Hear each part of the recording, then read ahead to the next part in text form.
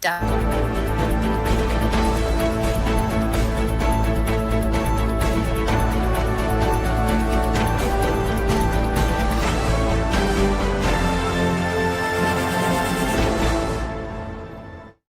Rob Carson Show is presented by Chapter, Medicare Guidance Simplified.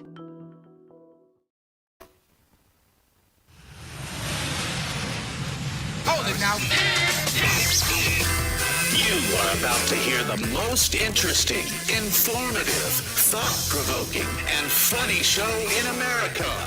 On air and on the World Wide Web. This is the Rob Carson Show.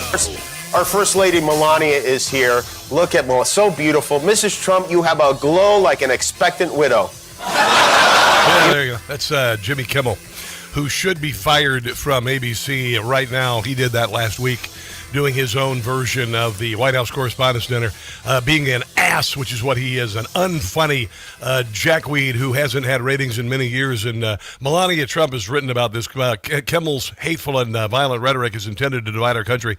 His monologue about my family isn't comedy. His words are corrosive and deepens the political sickness within America. People like Kimmel shouldn't have the opportunity to enter our homes each evening and spread hate.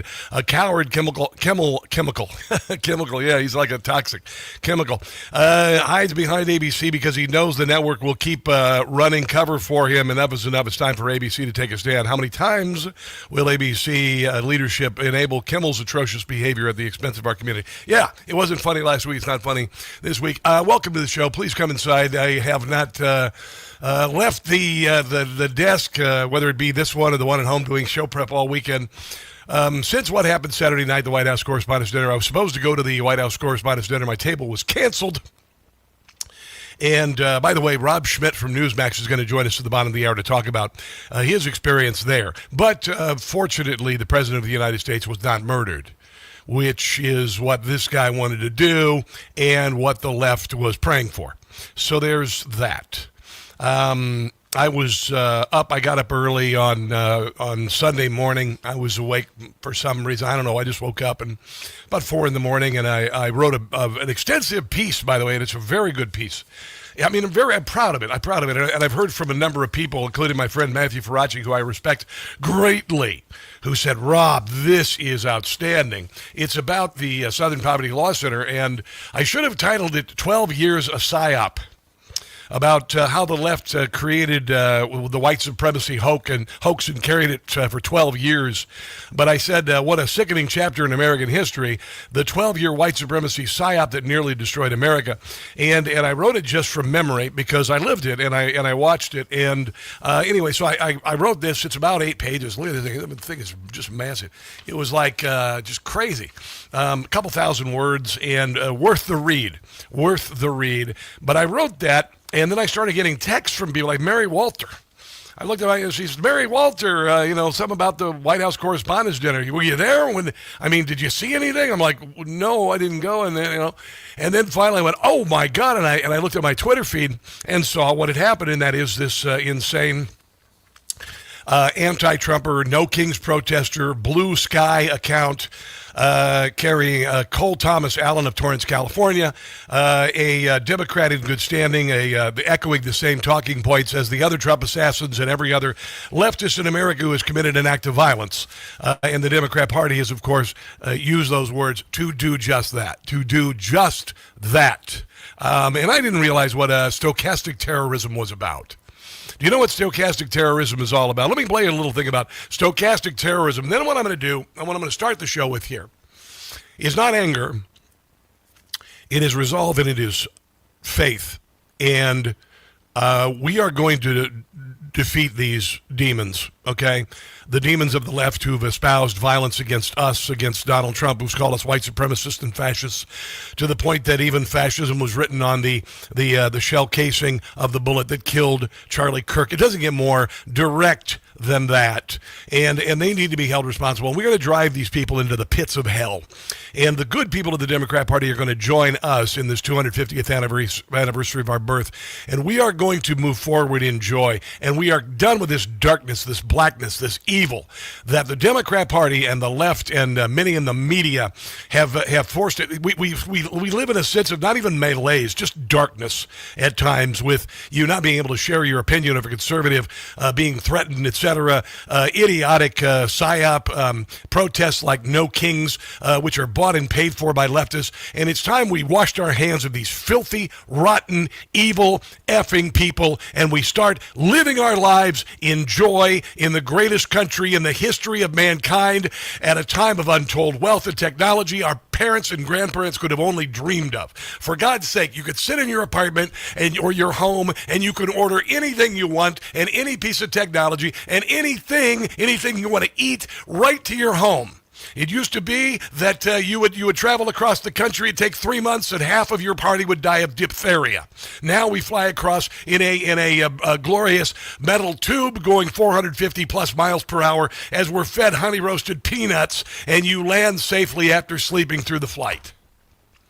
I mean, honestly, I'm just so done with these misery mongers. I'm really done with the misery mongers. If you don't believe me, I want you to watch this video I did along the Potomac this morning. I'm walking down near the Potomac, and I look out and I see the mist created by God above the Potomac and on the opposite shore. And it's a thing of beauty to see the sun coming over the Potomac, and I'm just not going to live in darkness anymore. I'm not going to live in darkness anymore, and I would encourage you, whether Republican or Democrat, you do the same. I'm not going to live this way anymore. I'm not going to have any more friends to disown me, have nothing to do with me. I'm not going to have any more relatives who don't want to be around me because of my politics. I'm done. I am done with this nonsense. There is no reason for you to have to live in this kind of misery, this kind of malaise in a country of such greatness. Absolute greatness. And I'm encouraging, no matter what your politics are, you come with me, you come with us, and we celebrate life in America in the 250th anniversary of our birth. I live here. I love it here. Donald Trump cleaned up this city. Donald Trump caused the drop in crime so dramatically that kids in Anacostia can ride their bikes again without being shot. And the Democrat Party and the left have done nothing but harangue him and hate him and call him a Nazi and call him Hitler, and then ultimately it results in a crazed person repeating the same talking points on his Blue Sky account, on his manifesto, and then people like Barack Obama say, well, we don't really know what his intentions were and what the target was, when he created it. He created it. And I think people are even known with Barack Obama at this point. But here is what we've been experiencing the last few years. Terrorism experts call this stochastic terrorism, where somebody has been so demonized that it creates this heightened risk of lone wolf actors. Donald Trump is turning this nation into Nazi Germany. You now have a president, as you said, talking about exterminating Latinos. A re-election of Donald Trump could mean the end of democracy. This would be the end of America. An actual Trump-led wannabe empire is the end of democracy. Stochastic terrorism is a way of using language that is clearly meant to incite some percentage of the people listening for a violent purpose. What does that potentially do for unbalanced people out there? He is destructive to our democracy, and he has to be eliminated. We're leaving you in our wake. We're leaving you in our wake. You can scowl and you can claw and you can try to drag us into hell with you, but we ain't going.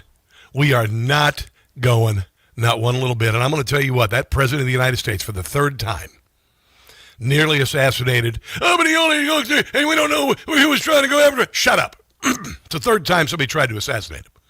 The first time he makes it to the White House Correspondents Dinner, the first time, just so happens to correspond when an assassin arrives to kill him. End of discussion. End of discussion. I'm not going to entertain your nonsense, okay? Do you know why I know that guy went there to kill the president? Because I'm not stupid. I'm not stupid. Third time.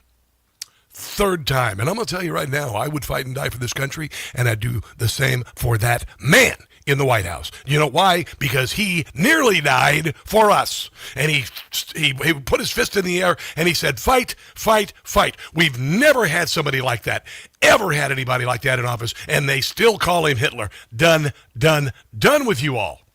Done with you.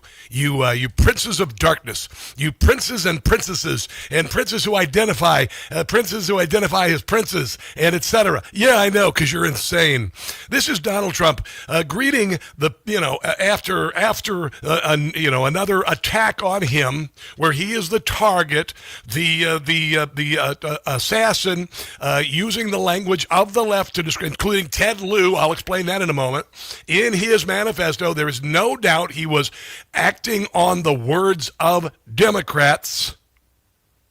And Donald Trump greeted the press after this with unbelievable style and grace and thanked the Secret Service. Trump, there's a report in the New York Post that this assailant assembled his weapon somewhere on site at the hotel.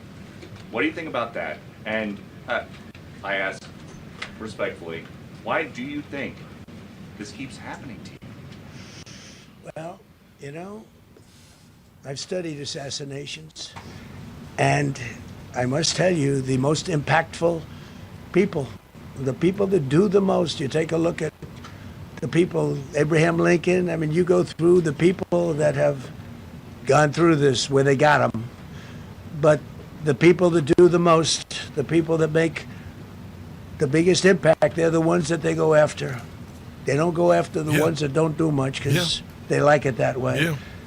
And when you look at the people that have either, whether it was an attempt or a successful attempt, they're very impactful people. He's on the podium moments later after a third assassin tries to take him out or members of his administration. And it became very real for the media Saturday night, too. It became very real for the media and all of the things they espouse and all of the violent language that they use. And they were in the crosshairs as well. And it caused a lot of them to have serious come-to-Jesus moments on Saturday night. Some of them won't learn from it. Some of them will. And I believe this is going to bring us together. I really, really do. I think this is when Charlie Kirk was assassinated, you may recall, the next day I said, they killed Charlie Kirk, and I said, this wasn't a turning point, this was the turning point. This was the turning point. This was the moment that we turn and we say, enough is enough is enough is enough. This is the straw that crushed the camel's back. This is it. And I've said homeboys, hillbillies, Hebrews need to come together to save America. I said 80% of us believe that America was headed in the wrong direction. 80% of us will come together to save her. And to hell with the 20% who have burned and murdered and terrorized and injured. All of them. To hell with them. There you go. Now, I've got a lot coming up on the show. I've got some very good audio from people coming together like Scott Jennings and Van Jones, among other things. Your call's welcome here as well, 800-922-6680. This is The Rob Carson Show.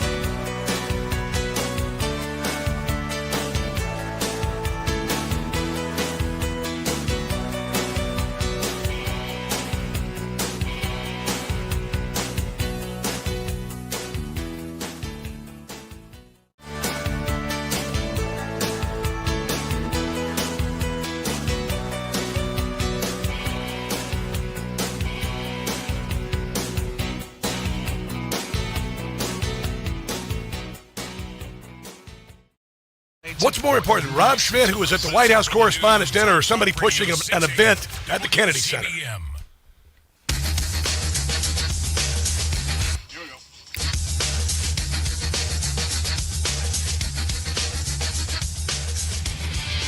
The Rob Carson Show podcast is everywhere. Go to newsmax.com/listen for details. It is the Rob Carson Show, Monday, already the 27th of April. I want to mention something. I'm going to be at the Trump Kennedy Center tonight. I'm going to be on C-SPAN. I know. Normally I'd be like, oh, yawn, that's C-SPAN. But I'm going to be on C-SPAN. Ashley Davis is going to be there. Kevin O'Leary of Shark Tank is going to be there. And anyway, hold on one second. 1:35. Hold on. I'm trying to juggle some stuff here. But anyway, this event is at the Kennedy Center. I'll be hosting with Ashley Davis and Kevin O'Leary, and they're going to be up there on stage, and I'm going to do the Q&A and all that. So if you want to watch C-SPAN at 6 o'clock, it's going to be pretty cool. Going to be there in the Trump Kennedy Center. So kind of cool. Mom, you watch it? It's kind of cool. Look what your son's doing. I'm going to be on stage at the Kennedy Center. It's kind of crazy. Over the weekend, of course, the White House Correspondents Dinner, the first time that Donald Trump was at the White House Correspondents Dinner. Before the event, Jake Tapper, who's been persona non grata the last 48 hours or so, he said that the 250 journalists were going to do a forceful demonstration of opposition. I would say an assassin trying to run into the room and kill a bunch of people certainly is that Jake Tapper. And old Jake Tapper not really talking much today. Not really talking very much today. Here is Donald Trump on Newsmax talking about the similarities between this event and Butler, Pennsylvania, where he was nearly murdered a couple years ago. You, as well as some of us who have covered Butler, experienced another horrific day 2 years ago. Yeah. What felt similar? You had the First Lady with you today. What felt different? And you have another 2+ years in office. Are you concerned about something like this happening Well, I again? can't be concerned. I can only get great people. They did the job, in my opinion, a much better job than Butler. Butler had one weak spot that we all know about. Somebody should have been up there. But even Butler, we had our sniper on our side within 4.2 seconds from a distance of about 400 yards, one shot, and he was gone. And if he didn't do it now, he's David. His name was David. I say, hello, David, every time I see him. David, I like you very much, David. But think of that. Now, if he doesn't hit him, and he hit him right between the eyes from 400 yards without any notice, nobody knew. He heard a sound. He looked over, and there was actually a tree that was somewhat in his way. All right, we're going to have you on at 12:35. We will call you, period. And if he didn't do that, beyond me, you would have had a lot more people killed. We lost one great person and 2 people very badly hurt. They're okay now. But, no, that was so. 3 assassination attempts against an American president. 3 assassination attempts against an American president. And there's a reason for it. And, of course, it's the vitriol that the Democrat Party and the media, 97% of the negative coverage started 10 years ago. They're like, well, Donald Trump, he started. No, he didn't. No. Donald Trump did not start it. They started waylaying Donald Trump 10 years ago, calling him everything in the book. Let's not forget the 4 political indictments, the 91 counts. Let's not forget trying to take him off the ballot. Let's not try to forget the 2 impeachments and, of course, the raid on Mar-a-Lago, raid on a president's residence after he left office for the first time in history, and of course 2 assassination attempts. So don't. I don't have time for your nonsense. If you're going to be saying, "Oh yeah, but it happened, he did it," but shut up. No time at all for this utter nonsense. Here's the President of the United States saying that he will not be deterred. The people across the globe, in fact, are watching you. You demonstrated courageous leadership, and thank God you're alive. All of us are alive today. What is the message that you want to give to the world that this should change? What corrective measures can we take from here on? Well, all you can do, look, I don't care how many people you have, how good they are. They can be the greatest people. You have the greatest security in history. If you have a whack job who's got a brain, but it's a little bit distorted or a lot distorted, they can make trouble. I would say, Pete, right? They can make trouble. Some of these people are... How would you, I mean, honestly, if you were part of this and your wife's sitting next to you and you're sitting at a table and they've already tried to kill you twice, including, hitting you in the ear, and the left made fun of him because of that, and then, of course, blamed it on him. And you're sitting here at the White House Correspondents Dinner for the first time. Jake Tapper has said that he wants a forceful demonstration of opposition by 250 journalists, and all of a sudden you hear gunfire in the distance and Secret Service agents get in front of you. What's going to happen to you? Are you going to get in front of behind a podium immediately afterward? No, you're not. Most of you would not. Certainly a Democrat wouldn't. Joe Biden wouldn't. But Donald Trump did. Of genius level IQ, and they're nuts. So it can be trouble. So here's the President of the United States, rather than being angry, whether being frightened, whether being, whatever, a myriad of emotions that he could have experienced, saying this moment brought the people in that room together. And then you're going to hear Norah O'Donnell interviewing the president last night. The president took her to task big time, which was great. But listen to this. I saw a room that was just totally unified. It was, in one way, very beautiful. Do you think this will change your relationship with the press? Well, look, for whatever reason, we disagree on a lot of subjects. We talk about crime. I'm very strong on crime. It seems like the press isn't. It's not so much the press, it's the press plus the Democrats, because they're almost one and the same. It's like the craziest thing. But last night, the press were in the crosshairs too, and it scared a lot of them. It scared Wolf Blitzer, for goodness sake, last night. And I get it. This is the moment. This is the turning point I think we've been waiting for. I've got much more on this coming up. Ashley Davis is going to be on stage with Kevin O'Leary at the Trump Kennedy Center. I'm going to be there doing the emceeing. We're going to talk to her next about this and that on The Rob Carson Show. Don't go anywhere. Hey, guys, it's Carson. You know my signature phrase, don't catch the stupid. When it comes to Medicare, that's easier said than done. Medicare is overly complex, with thousands of plans, hidden gotchas in the fine print, and rules nobody really explains to you. Many people just pick something and hope for the best. That's why you need to know about Chapter. They're the only advisor that looks at every plan in the country, matches your doctors, your prescriptions, and your situation to a plan that fits your needs. When your call with Chapter is done, you know your doctors are covered. Your prescriptions are matched, and you go from, I hope I did this right, to, I know I did. That, my friends, is peace of mind. A call with Chapter is free for my audience, and there's no pressure to sign up. Call Chapter today. Here's the number, 27 Medicare. That's 27 MEDICARE. 27 Medicare for Chapter. No pressure. What's your excuse? Call 27 Medicare and don't catch the stupid yourself. Call 27 Medicare today.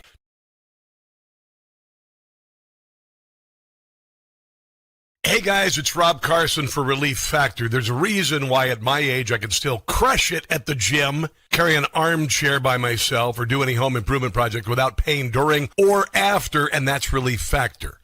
When it comes to supplements, the two things that matter most, it works and you trust it. Relief Factor was created by a combat-wounded Vietnam veteran. He decided to become a doctor simply to help people, to heal them. If pain is holding you back, find out why so many people, including me, make Relief Factor a part of their daily routine. Try the 3-week quick start today. Go to ReliefFactor.com. That's ReliefFactor.com. Or call 800-4RELIEF. That's 800-4RELIEF for Relief Factor.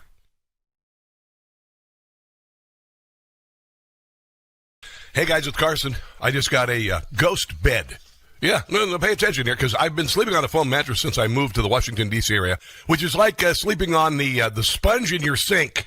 Ghost Bed doesn't build mattresses like furniture. They build engineered sleep systems. Their beds are serious health equipment. Beds designed for relief and recovery, not looks, not fluff. Your body should be healing while you sleep, not fighting for comfort. I have been sleeping past 7 in the morning on my Ghost Bed. It's unbelievable. If you wake up stiff, you toss and turn, if you sleep hot, even reaching for a pain reliever before bed, hoping tonight will be different, that's not aging. It's your mattress talking. Another great thing I love about GhostBed, you get 101 nights to try it at home. If you don't like the difference, you can send it back risk-free. GhostBed is offering my audience their lowest prices of the season, plus an extra 10% off. Go to ghostbed.com/Carson. Use promo code Carson. That's ghostbed.com/Carson. Promo code Carson. You are going to love your new GhostBed.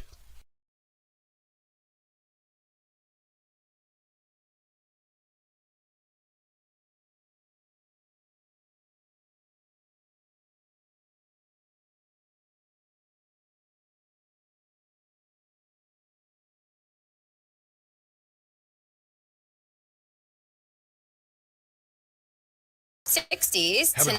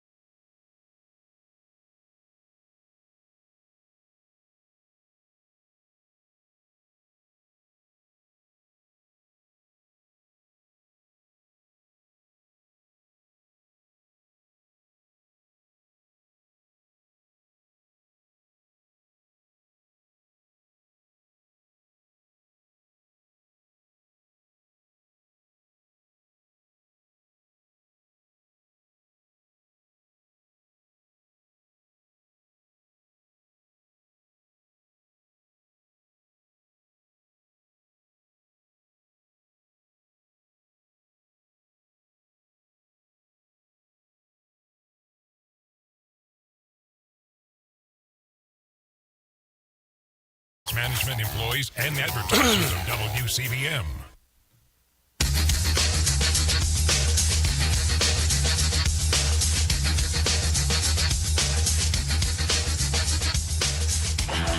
I think on the president's press conference, extremely well handled, extremely responsible, perfect tone. And you know what I liked about what I'm seeing? You got the president there, and he's usually jousting with the media. Very respectful of Wei Zhejiang, very respectful of the press that was in the room. Yeah. They were respectful of him because they had just gone through something together. And all of them very complimentary of law enforcement. Mm-hmm. So you think about all the different elements of our government and society that were in the room. Political leaders, media, law enforcement, other important people. I mean, they all occupy different corners of our political affairs. And yet, look how quickly they got information to the public. Yeah. Look at the tone they were using with each other. Look at the details that we now have. We're under control here. And different layers of government, federal, local. The mayor did a great job. And that press. So I don't know. It was a terrible thing that happened. And then I saw a whole bunch of people do exactly the right thing in the right way with the right tone.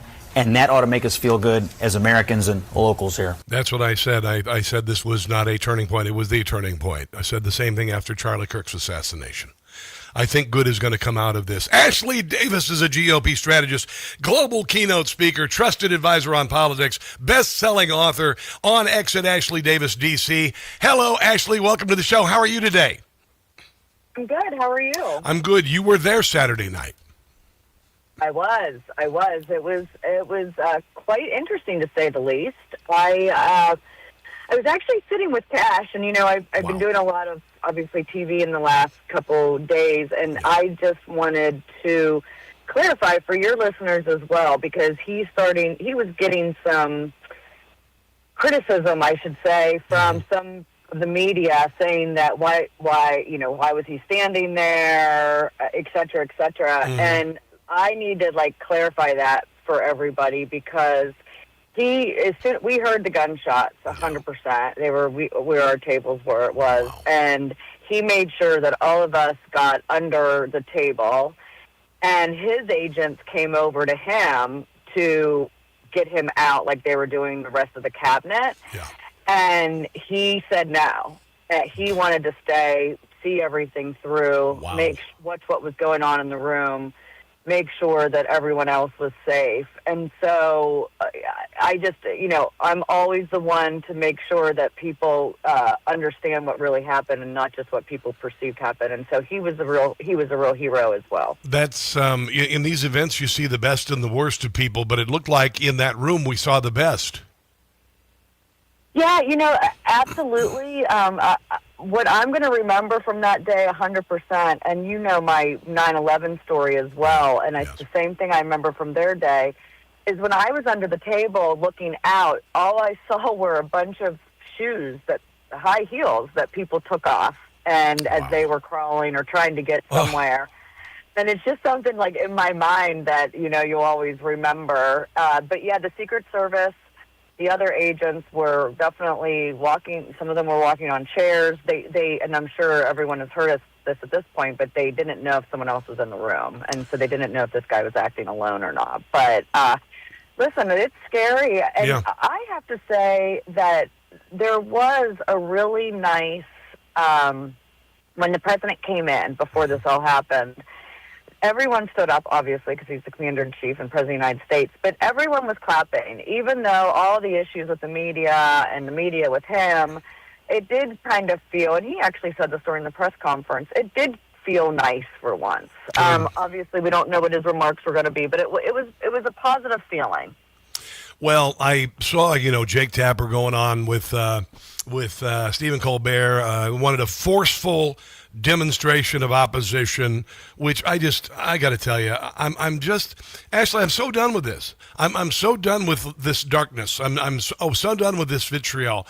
We have got so many blessings in our lives because we live in the greatest country in the world in the 250th anniversary of its birth, and I'm not going to live in darkness anymore, Ashley. Absolutely. And listen, there's rhetoric on both sides. I mean, I'm not going to say our side does, do it as much as the left, but we do. It's scary, and it's the fact that these people are continuing to go after the president, obviously his cabinet as well. But the tone needs to come down, and the hatred needs to come down because everyone always says the president's polarizing. But it really brings out the worst in people, not only just some attempted suicide or assassination, but just the anger that people have. And you're exactly right. I was on a show right before on Friday morning, and they were trying to get me to pin that the president hates the, freedom of the press and all of that. I'm just not going to go there. No.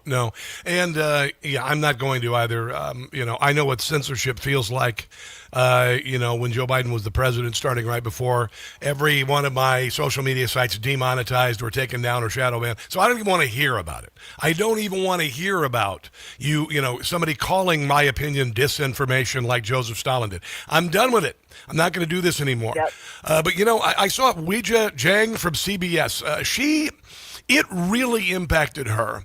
And, when you report on things and you talk about the assassination attempt in Butler or you talk about a mass shooting, it became so real to the journalists who normally sit at a desk and report on these things. It became so real that there was a threat against them that I think it gave them a perspective they've never could have imagined having before. Did you feel like that happened? I hope so, and I hope it lasts longer than 48 hours or 72 hours. I mean, I thought the rhetoric was going to go down after Butler, but I don't know how long it's going to stay. I mean, I have seen stuff today. So after Butler, because I grew up right outside Butler, and so I knew that area well, and I was kind of critical of the Secret Service during that time because the perimeter was not where it should have been, just doing presidential events. And that was a mess up. But I have to say, I saw some people starting to say the military, the Secret Service weren't doing their jobs and stuff. Listen, that hotel, and Rob, you know the hotel, I mean, it's huge, and they couldn't shut the whole thing down. I don't think they'll probably ever have it there again. No. Because I don't know how you would ever secure it. Well, Ronald Reagan was shot outside of that, outside of that same dang hotel. Yeah. Did you feel like security was lax before? In the event, no. Okay. No, I mean, it was, you went to all the different events that were outside of the actual mags, and then that is where there could have been some sort of problem, to be, to be clear, because there weren't mags at that point. But once you went down getting ready to go in the ballroom where he was going to be, you had to go through the mags. You couldn't have anything in your hand. Someone said they weren't checking bags and stuff, and that's just not true. Okay. Like, a lot of people had umbrellas. Like, I had an umbrella to throw it away. You either had to throw it away or check it. So, I mean, it was just like any other event. But again, I think because people could stay in that hotel, it was, and he could go down those steps. But where the other misinformation that they're saying is that he was shot or taken down and he made the shots in the lobby, and you think that that's the hotel lobby. Yeah. It was the lobby of the ballroom. Okay. So right outside the door of the ballroom were where those mags were set up. So it was, I mean, if for some chance he would have gotten through that checkpoint, he would have been in the room. Yeah, it wasn't like he had to go down any steps or anything. Well, we're going to continue the conversation on the other side of the break. Also, you're going to be at the Trump Kennedy Center with Kevin O'Leary. I'm going to be there as well today. It's such an honor. I can't wait to talk about the guy. Can you hold through the break, Ashley? Sure. I love it. Thank you so much for taking the time to be on today and sharing your story. This means so much. Let's take a break and come back. This is The Rob Carson Show.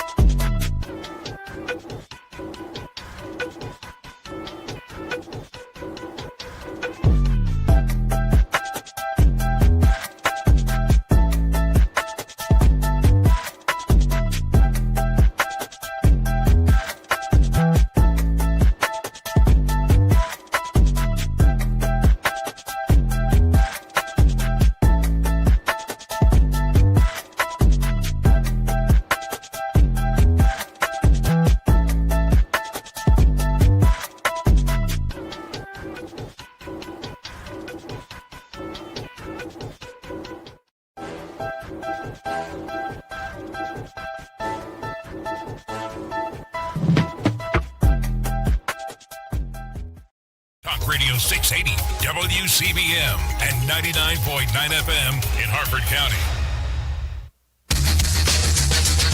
Here we go.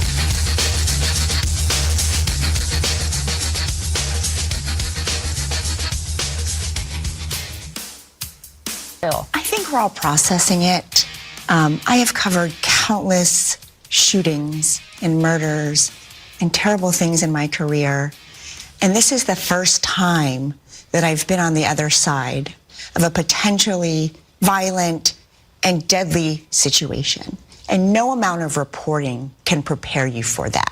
That is Weijia Zhang on CBS, and I just thought there was a good deal of conciliation regarding what happened on Saturday, and I think I'm going to use this as an opportunity to bring us together. Joining us on the Newsmax hotline, the one and only Ashley Davis, the author of The Power Pivot. Thank you very much, among other books that she's written. I'm anxious to read it. I've been, my life is the last 2 years have been the biggest pivot you could ever imagine. I know. You know, go from divorced living in Kansas City to number 10 political commentary podcast in America. Thank you very much. So, fortunately, things are... You know what, Rob? Congratulations, because I just heard you got top 10, so very good. Congratulations. Rush Limbaugh had he was at the EIB network. Mine is the BBB network, Blessed Beyond Belief. And what I did is you got to be unrelenting, and you got to make a noise that others can't ignore. And that's what we did here. Exactly. You know what I'm talking about, Ashley. You know what I'm talking about. Absolutely. Because in what we do, you've got to separate yourself from the pack. You've got to make yourself unique. You've got to connect in a way that others can't. And that's what you get. That's what I get. So, and it obviously worked very well for you. I want to mention one other thing. You were at the White House Correspondents Dinner on Saturday night. Yeah. I'm assuming you've never really experienced something like that. Did you feel fear, or did you know that you were going to be okay? I would say there was probably about a 10-minute period when, the room was completely silent except for the Secret Service. Yeah. Yelling for everybody to get down, get under. But I wasn't afraid like I thought I was going to die, but I kept going closer to the middle of the table underneath because I figured that was the safest place. Yeah. Because I heard the shots so clearly, and I knew they were shots right away. Yeah. I mean, I'm from Pittsburgh, Pennsylvania. I know I can hear guns. But I definitely think I thought someone was dead, or a couple of people were dead. Yeah. And so that's what was going through my head, who in the world is dead? Yeah. But no, and I told you the story about my same type of, not the shooting, but when I was in the White House on 9/11 and that kind of thing, it's not fear you feel, or adrenaline almost. I know. Well, I'm glad everything turned out, and I do hope it's a turn for good. I think that we have to leave behind the people who are trying to drag us into darkness. I'm quite finished with it, to be quite honest.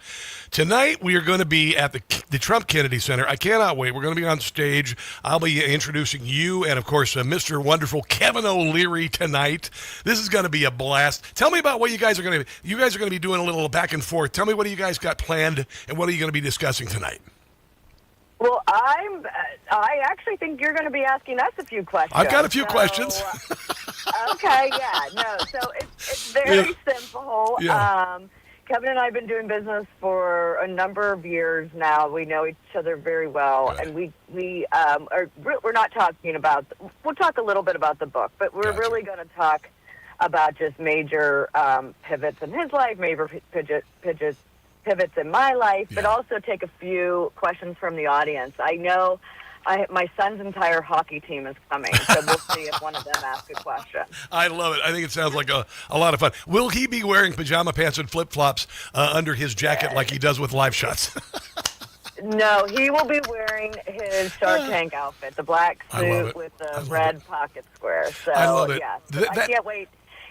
I think you're going to be a blast. I'm so happy you agreed to do it with us. Oh, we're gonna absolutely have fun, and I'm going to tell him that he deserved a Best Supporting Actor for his work in Marty Supreme. He did, and I said that not knowing. I mean, when it was happening, I watched the movie. I said, "Oh my God, he was so good in this movie," and I was very disappointed he didn't get the Oscar nomination. Well, you should talk. That was his first acting, and you should ask him a question about that. Oh, I'm going to. It's a to. really good story because I think that was a major quote pivot in his life. Oh, I think it's acting. He's never acted before. Well, listen, him and the guy who runs WABC in New York. He was John Castiamigas. Castiamigas. He did a great job in that movie too. Both those guys just came out of nowhere. But I think like there's a scene where Kevin is in this car and he's in the back seat and he's being driven and he's approached by Marty and Kevin's acting. I mean, it was really good. I made a note of it. I'm like, this is really good. So I'm going to bring it up tonight. And then I got a couple of ideas I want to pitch at him. No, I'm just kidding. I don't actually. All right. Believe me, everywhere we go, people are pitching him. So, God, I can't even imagine. You know what? Let me ask you this. I can't even tell you how many products I bought because of that show. Really? It's like, they ought to call it the Shark Tank shopping network. I have bought products from that show. Not kidding. Absolutely 100%. The Shark Tank QVC. But I think it's like the #1 family show in the world. Oh, it's a great show. It's just fascinating. It's just fascinating. Like that. Ashley Davis, I'll see you this evening. You're on Ashley Davis DC on Twitter. Anywhere else people can find your glorious presence online? Instagram and LinkedIn, I'm the same. Ashley Davis DC. All right, we'll look forward to meeting your son's hockey team tonight. That's fantastic. I'll talk to you later. All right, let's take a break and come back. This is the Rob Carson Show.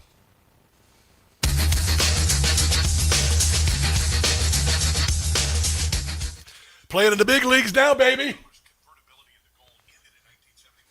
Playing in the big leagues now. I'm going to be on stage with Ashley Davis and Kevin O'Leary. How cool is that? Thank you. I'm very blessed. Very blessed. Blessed beyond belief. And you're here with me. You guys are here with me. That's the best thing. You're here with me. Make sure to watch it tonight on C-SPAN. It'll be really cool, and we are going to have some fun. If you guys have never seen me on stage working a crowd, I'm not going to promise too much, but I will say I'm pretty damn good at it. So it's going to be fun. It's going to be fun. Hello, who we got here? Pray for these people. They need help. That's from Joseph Hicks. Good to see you there, Joseph. Bad Boy 24, hello. They're not going to stop. I know, we've got to fight. Don't get me wrong. The fight's not over. We're battling good and evil here. We are battling good and evil here. And good, we need to celebrate with joy and patriotism and be able to kick some ass if we need to. So there you go. There you go. I'm looking forward to going over. I got an outfit ready to go and all this. I just can't believe I'm here. I know that I made the right decision to move to Washington, D.C. It was really hard. It was really hard to make the decision, but I'm glad I did. So, and I'm glad you're here with me. All righty. Hello, Dookie Bear. Hello, Deborah, 1955. Hello, Gramad. My husband likes the cooling. I don't know what that is, but I'm just catching up here. Rob in the top 10, not a shocker here. Dookie Bear. Thank you, Dookie Bear. It surprised me. I mean, I wasn't here to mess around, but I didn't know it was going to happen this soon. What here?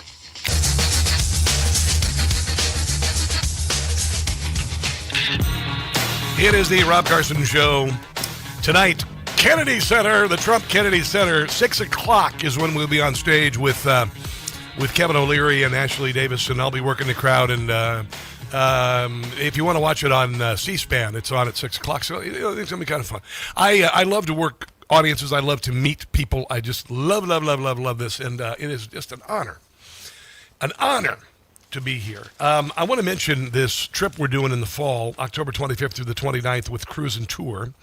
If you'd like to come and join me, like I said, what happened this weekend was a turning point. And I say it's time we positive, faithful, joyous people band together. This doesn't mean the battle is over with good and evil. We've still got to be willing to and be able to kick its ass. we're better armed physically and intellectually. But as far as the left, as far as the haters and all of this, as far as people like Jamie Raskin, it's not Rasshole, it's Raskin. I always say Rasshole. For a variety of reasons, I think you can understand why. But anyway, we can leave them behind. We're going to leave them behind and come here to Washington, D.C., which is our city, by the way, and celebrate it because it's clean and it's absolutely beautiful.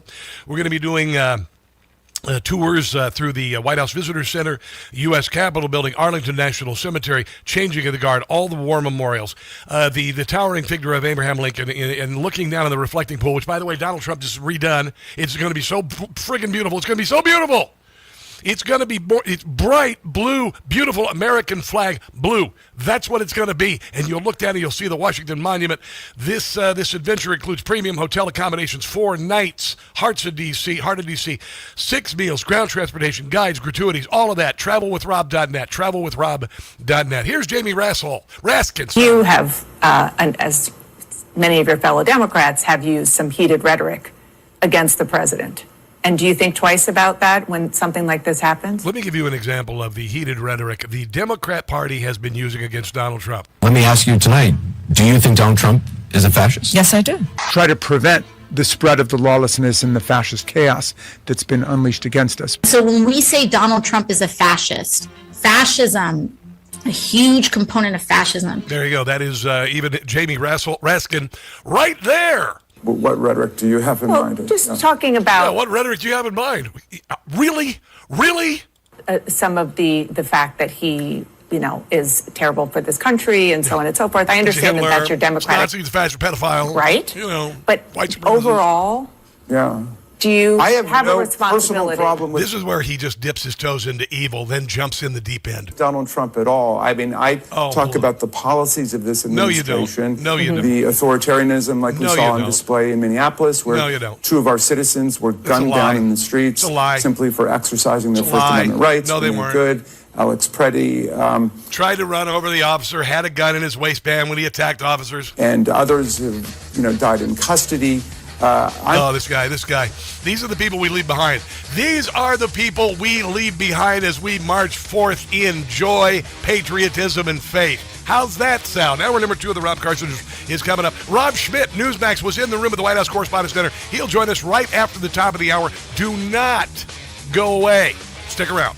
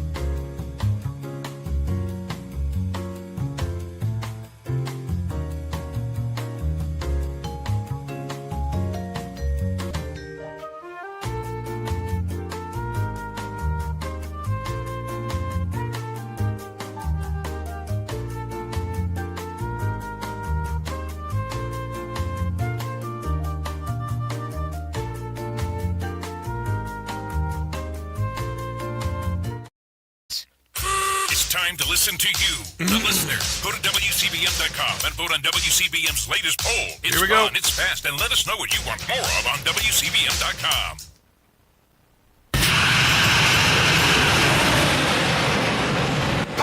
Two Robs are better than one. I know. You are about to hear the most interesting, informative, thought-provoking, and funny show in America. On air and on the World Wide Web. This is the Rob Carson Show. This is the Rob Carson Show, and of course, Saturday night, a gunman attempted to breach security at the White House Correspondents Dinner. In his manifesto, he said, "I am no longer willing to permit a pedophile, rapist, and traitor to coat my hands with his crimes." I don't know where he got that language. There's highly disturbing allegations of Donald Trump raping children, of Donald Trump threatening to kill children. Well, that is Senator Ted Lieu just a couple months ago. So here we go again. Donald Trump's a fascist, TPUSA is fascist, and Hitler, and then they actually literally scribed the word fascist on the shell casing that killed Charlie Kirk. It's obvious that these words are meant to create events like this, to drive people who are unhinged to do such things. Joining us on the Newsmax hotline. You watch him every evening on Newsmax, 7 o'clock, the one and only Rob Schmitt from Rob Schmitt Tonight. How are you today, sir? Hey, Rob, good to hear you. Just real quick, you gave Ted Lieu a promotion. He's only a congressman. He's an idiot, too. Oh, you're right. He's the worst. He is the absolute worst. Brother. Oh, man. But with California, someday he probably will be a senator. I swear to God. Okay, so, Rob, you were in town. You were at the White House Correspondents Dinner. Let's go right to it. Where were you? What was going on when you heard the gunshots? Did you hear the gunshots? Tell me about it. Oh, yeah. I heard the gunshots. We had a couple really good tables. We were in the middle, probably right in the middle, about right in front of the stage, and sitting there eating a salad, and everybody's just talking, a little bit of band playing just light music, elevator music, and all of a sudden you just hear bang, bang, bang, bang, bang. What? And I was like, yep, there you go. You just knew it immediately. I was like, there's another shooting. Brother. And people start looking around. Secret Service starts going nuts. As soon as Secret Service starts running, everybody hits the deck, goes under the table. I started recording what I could, which was kind of useless because it was all televised anyway. It's on TV. Yeah. They pulled Trump out. They pulled Vance out. They worked towards Kennedy and everybody else, and got Rubio out and everything. So, and there you go. And that's just, I don't know how many times they're going to try and shoot this guy.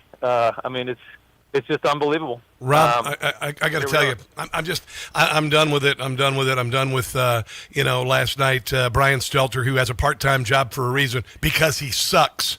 After the interview, Donald Trump taking Norah O'Donnell to task in the interview last night. She's clueless as to, what the guy's intentions were. I'm like, dear God in heaven, woman, really? And then Stelter's mad because Donald Trump gave her a little bit what for. But I think a lot of people in that room with you, maybe this could be a change of course for them. What do you think? I wouldn't bet on it. Okay, all right. I'm looking at it I feel like this is going to be out of the news cycle by tomorrow. I Really? don't think they care. It's like, he got shot in a year and they moved away from that. Yeah. This was, he wasn't even hit. Nobody was even injured. I just think it's just surreal. What's crazy is that I'm standing here. I'm at 345 Park because I just stopped here to do the conversation with you. I was just walking through town a little bit on a little break, and I realized 345 Park was the scene of a mass shooting. Remember that guy that came into New York, parked right outside, walked in. He was trying to hit the NFL headquarters, and he shot up the people in the lobby. I think he killed maybe 3. I can't remember. But I'm just standing here looking at another building where we had a mass shooting. So it's just we got a problem in this country. That's for certain. The rhetoric obviously is an issue, and I said this morning. I think it's true. The rhetoric sucks on both sides. That's true. The problem is only one side has constituents and followers that are vile and violent enough to act on it. Yes. Republicans say crazy stuff about Democrats all day long, but Republican voters are not psychotic, violent, Marxist individuals. They're just different. We're a different breed. Well, we don't have Republican nurses going on saying that they'll kill patients who disagree with them politically. Right. Dear God. Exactly. It just doesn't go as far. We're used to it. We're used to dealing with these people. We can still converse with these people. I can still be friends with these people. It's the other way that I don't think they can handle it. It's like that's why I avoid them, because I don't want to be sitting at dinner or in a group of people and just all of a sudden get lashed out at and screamed at by a psychopath. It doesn't. It goes one way. Of course it does. I wrote the Metro, and I bought my first Make America Great Again hat, and I kind of forgot I had it on, and I had this woman come after me, and it took me by surprise. It shocked me, and then I gave her a little what for, and I chased her right to hell off that train. Because I was not going to stand for it. I was not going to stand. The people who were with me are like, "Dear God, Rob, settle down." I'm like, I'm not going to stand for this. You know, I hear you. Rob, as a Newsmax anchor, and now with the prominence of Newsmax that has been rising ever since I was hired. Thank you. Directly relatable to me, obviously, but. But Rob, how are you treated as an anchor, and how were you treated in that room by the elite of the media? Those at CNN, the once great CNN, MS Now, and whatnot. It's I don't even go anywhere near the MS Now people. They're all lunatics. CNN, I know some people at CNN that aren't too bad. I mean, I bet that network's about to get polished over by the Ellisons. That's going to be hilarious to watch. Yeah. That all just went through, I think, last week. Yes. But most of the case, I mean, I've worked for everybody. I've worked for NBC, CBS, ABC, so I've been around the block a bunch. But it's funny when you get us all in a room. It's really not that toxic, which is the funny thing. And you'd be surprised how many of these people know each other behind the scenes. Yeah. I mean, they know they eat dinner together and things like that. It's much more cordial. It's kind of like Congress. It's like all these people that act like they hate each other so much go to dinner with each other. It's kind of funny in that way. It's like the Chihuahua and the Pit Bull separated by the fence. And when the fence go around, they're all right. The fence comes down, all of a sudden their mouths aren't so big. Oh, okay. No, I'm cool. I'm absolutely cool. but when you were there, did you had you're sitting with the Newsmax people? Did you? I was talking to Ashley Davis because she was sitting next to Kash Patel. Did you feel fear? Did you feel like that something was going to happen, or when you saw the Secret Service come in, you realized, okay, we're going to be cool? It didn't really. It was scary for about a split second, and then you're just like, I realized how many cops are there and how many Secret Service agents are there, and you're like, if there's a jackass with a gun, this is not going to last very long. It's the soft targets that you got to really worry about. This was the hardest target in the world. But I will say that the craziest thing about it was, if I can just tell the story of how we got in the building, which is the wildest part. Yeah. So, I mean, you're walking in, it's kind of this rainy night. I got this little flimsy ticket that they handed out 2 weeks ago that anybody could have made 1 million copies of. And I mean, you got these half-assed people working at the door. They don't even look at it. They just wave you in. Wow. So now you're in the hotel, and it's also a public hotel. So that's the first problem. You got guests coming in with the room keys and things like that. There's people everywhere. I mean, 90% of the people in that lobby were not even going to the event. They're just hanging out at bars and restaurants. It's a big lobby hotel. Yeah. So you get in there. And then I'm expecting, okay, there's going to be another layer, right? Nope. They tell you to go down to the one floor down. I get down there, and nobody's checked me. I could have had a pistol in my back pocket. Nobody would have had a clue. Wow. I walk right over to the red carpet, step and repeat, do all that stuff. I'm looking at Rubio. I'm looking at Hegseth. I walked in the door right behind Kennedy. I could have taken out 2 or 3 secretaries. If you were a trained, armed guy and you knew what you were doing, you would have been able to take out 2 or 3 secretaries before they got you. Now, the truth is that there was security. When you went down, the next level down was where the ballroom was, and that's where Trump is, and he's not up on the red carpet and stuff like that. So when you got down there, yes, it was secure when you got down to that point. That's how they caught him. But, I mean, you could have taken – I mean, Secretary of State, that's like the number 2 most powerful guy in the country. Yeah. He's standing there on the red carpet. I could have walked in with anything. I didn't go through any kind of magnometer. Wow. They looked at my flimsy ticket, and I just walked in the door. There's other people upstairs. They're just hotel guests and hanging out and people that just wanted to be near the event. I mean, it's wild how easy it was. And when Trump says – let's build a fucking ballroom. Like let's just build. Sorry, did I just? No. On the radio. Go ahead. I thought I was just on the phone with you. No. Let's build a ballroom. Let's build a ballroom. Yeah. I mean, it's like let's do something professionally where we can hold these events in a very secure place. At the very least, this cannot be held at a hotel. No, you cannot have this at a public hotel. It's ridiculous to have all these people in there. Yeah. Let me ask you beyond this. When was the last time you had been in Washington, D.C.? Last time I was in it was probably over the winter.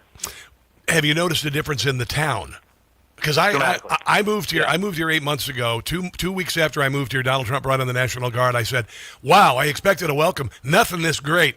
But that said, the town is spotless. Yeah. The town is just spotless and beautiful, isn't it? Great. Yeah. Yeah, and nobody wants to admit that. But all the people that have to live there that hate him so much, I mean, are so grateful for it. They'll never admit it, but they are. Yeah. You can wear a watch when you go out to dinner. You know, you don't have to worry. I mean, it was bad. It was really, really bad, and you just never knew when it was going to be your turn. Yeah. And now you feel very safe. I mean, we're walking around all through the night. I mean, I walked a lot that night to get away from it, and it was just nice. It's amazing how ridiculous these people are on Law and Order, and that they want to live in this kind of hell just so they can, I guess, satiate what they believe to be true, which is false. Absolutely, 100%. Rob Schmitt, I appreciate you, brother. And I'm glad that the Robification of Newsmax continues. We have Finnerty, we have you have me, we got Bob in the morning there. The Robification, we got a Pope Rob for crying out loud. My God, it's crazy. Crazy. All right, bro. Sorry about the bad tongue. I thought we were just talking on the phone. No, dude, don't worry about it. We will see you tonight at 7 o'clock on Newsmax. You're a real man.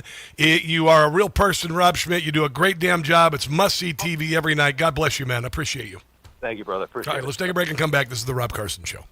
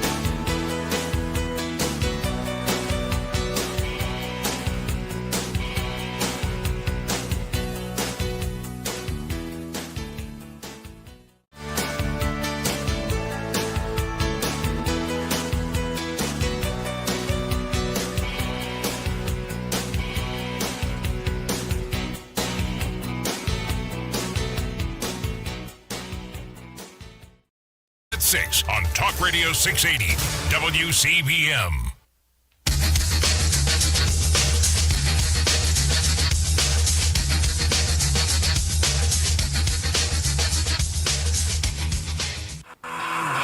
Even as a widely reported manifesto by Saturday's shooter pinpointed contempt for the president and administration officials, former President Obama seemed to disregard the obvious. He wrote this in a statement, quote, "We don't yet have the details about the motives behind last night's shooting at the White House Correspondents Dinner."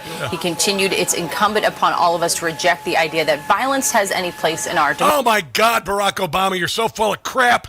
There's corn and peanuts floating in your eyeballs. Democracy.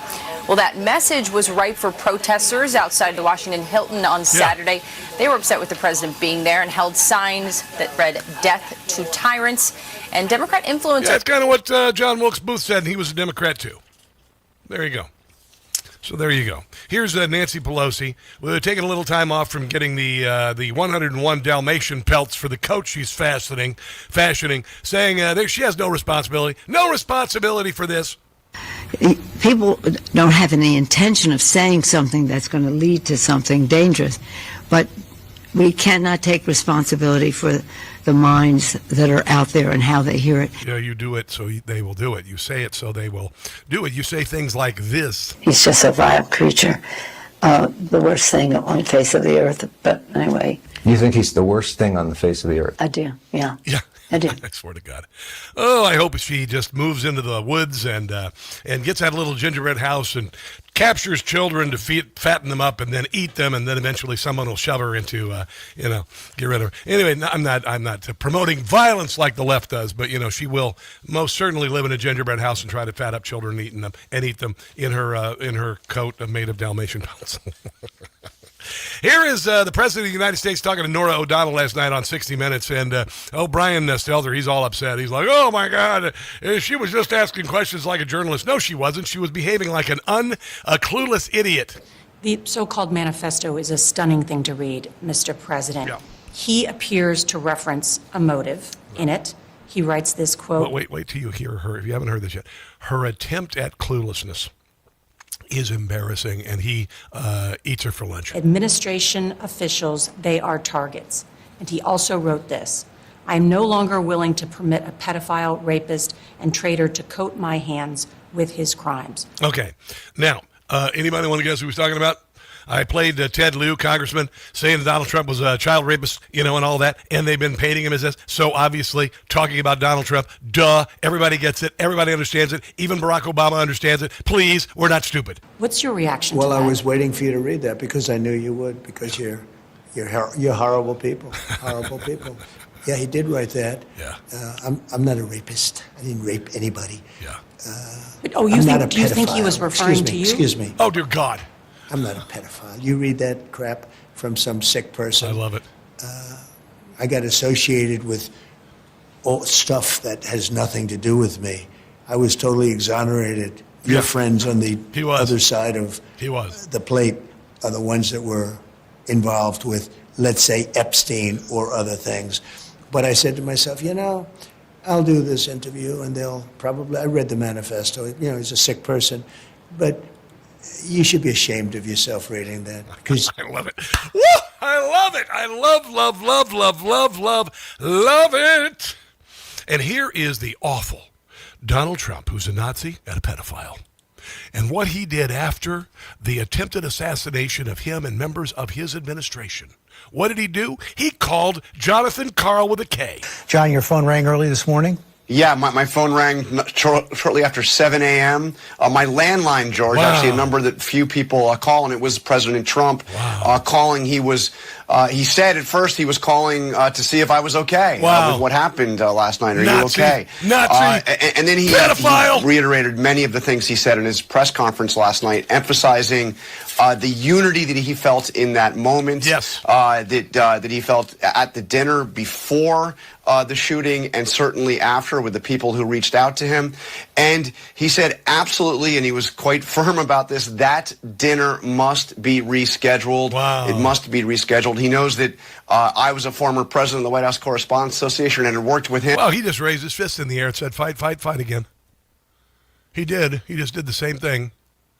even though somebody came to kill him. He just raised his fist in the air again and said, fight, fight, fight. We're going to do the damn dinner. There you go. I love it. God almighty, I love it. I love it. You just, honestly, go back into the hole where you came, people who spew this nonsense. Here is Norah O'Donnell talking about all the people who were in the presence of the president that night and the violence they've experienced because of Democrats.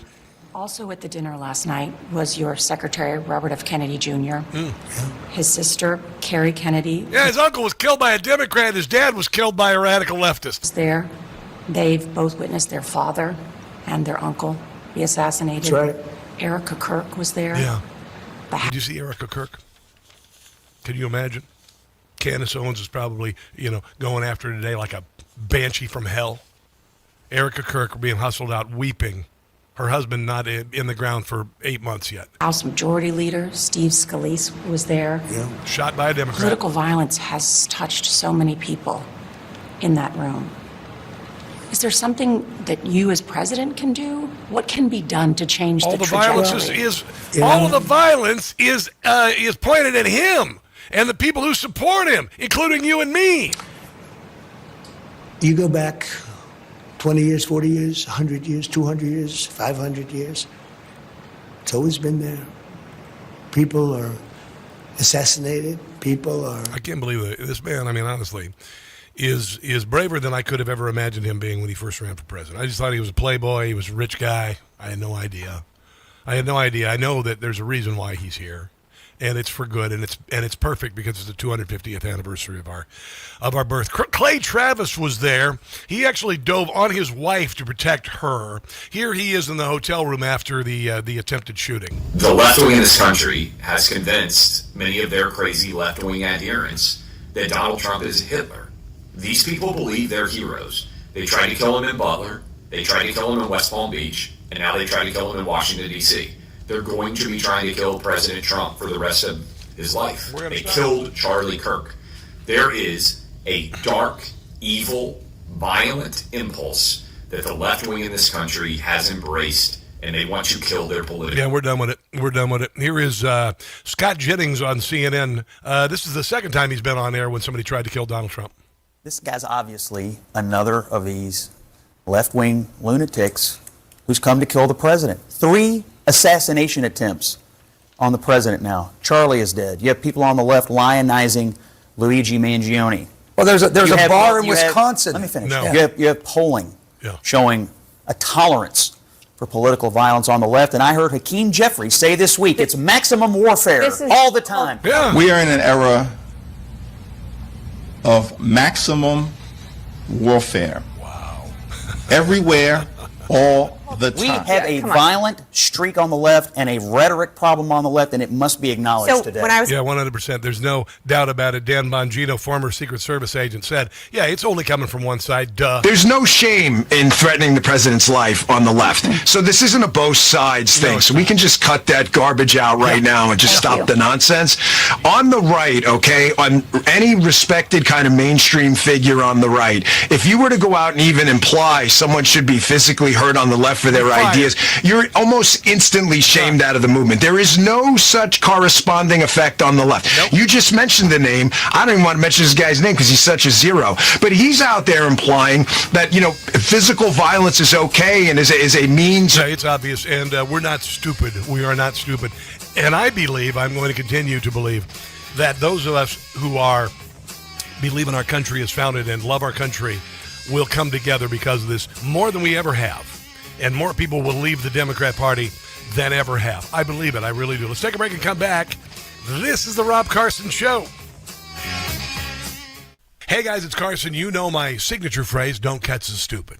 When it comes to Medicare, that's easier said than done. Medicare is overly complex with thousands of plans, hidden gotchas in the fine print, and rules nobody really explains to you. Many people just pick something and hope for the best. That's why you need to know about Chapter. They're the only advisor that looks at every plan in the country, matches your doctors, your prescriptions, and your situation to a plan that fits your needs. When your call with Chapter is done, you know your doctors are covered. Your prescriptions are matched, and you go from, I hope I did this right, to, I know I did. That, my friends, is peace of mind. A call with Chapter is free for my audience, and there's no pressure to sign up. Call Chapter today. Here's the number, 27 Medicare.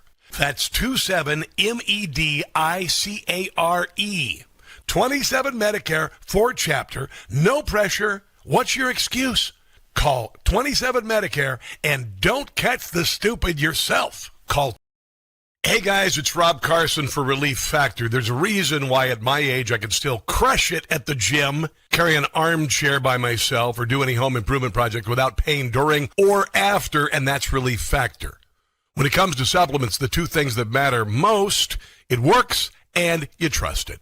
Relief Factor was created by a combat-wounded Vietnam veteran. He decided to become a doctor simply to help people, to heal them. If pain is holding you back, find out why so many people, including me, make Relief Factor a part of their daily routine. Try the 3-week quick start today. Go to ReliefFactor.com. That's ReliefFactor.com. Or call 800-4RELIEF. That's 800-4RELIEF for Relief Factor. Hey guys, it's Carson. I just got a ghost bed. Yeah, no, pay attention here, because I've been sleeping on a foam mattress since I moved to the Washington, D.C. area, which is like sleeping on the sponge in your sink. Ghost Bed doesn't build mattresses like furniture. They build engineered sleep systems. Their beds are serious health equipment. Beds designed for relief and recovery, not looks, not fluff. Your body should be healing while you sleep, not fighting for comfort. I have been sleeping past 7 in the morning on my Ghost Bed. It's unbelievable. If you wake up stiff, you toss and turn, if you sleep hot, even reaching for a pain reliever before bed, hoping tonight will be different, that's not aging. It's your mattress talking. Another great thing I love about Ghost Bed, you get 101 nights to try it at home. If you don't like the difference, you can send it back risk-free. Ghost Bed is offering my audience their lowest prices of the season, plus an extra 10% off. Go to ghostbed.com/Carson. Use promo code Carson. That's ghostbed.com/Carson. Promo code Carson. You are going to...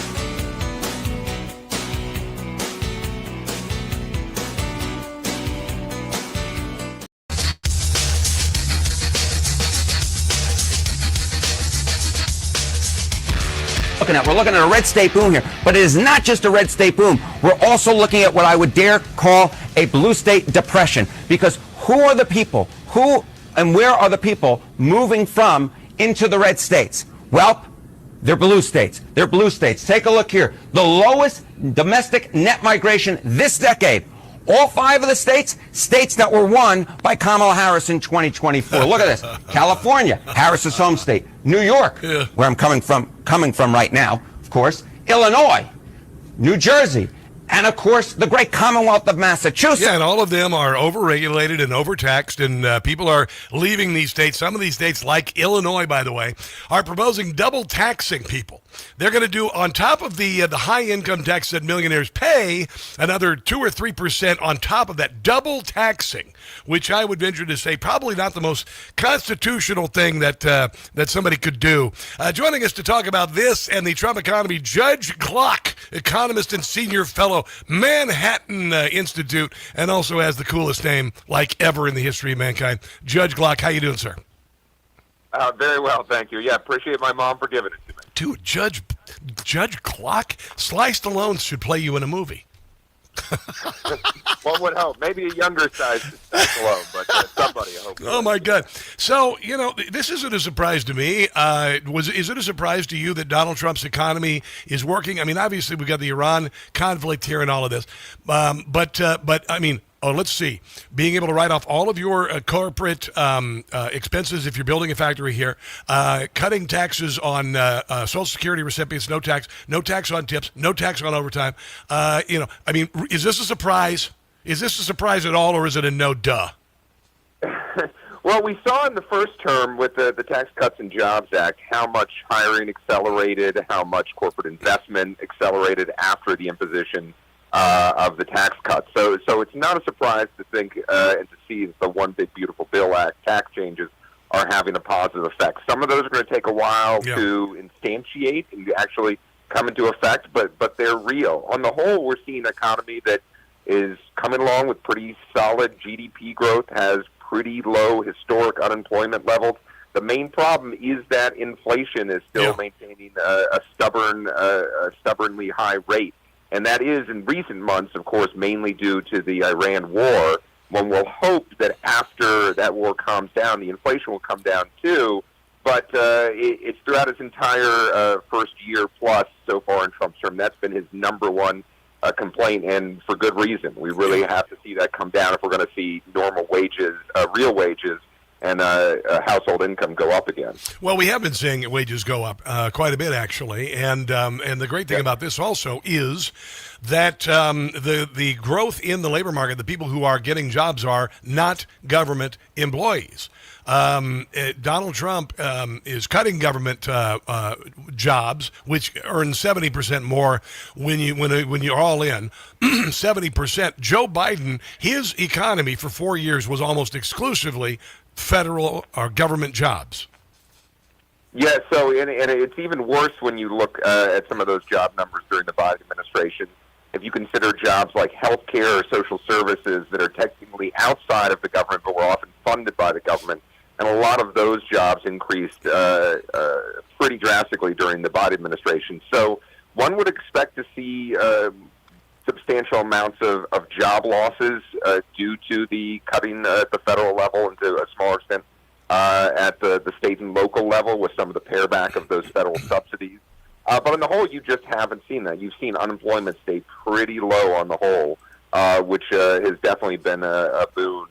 And it has been, frankly, I think to some extent, has been helped by the reduction in immigration to the country. Oh, my goodness, yes. If you just see less net immigration, you're going to see technically lower job growth.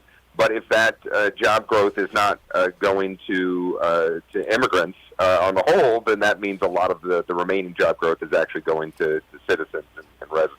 Well, and also they're cracking down on these the visas where they allow people to come in from India and train and be trained by their replacements, or Americans being trained by H-1B visa holders as their replacements. And this is going to start really hitting the fan.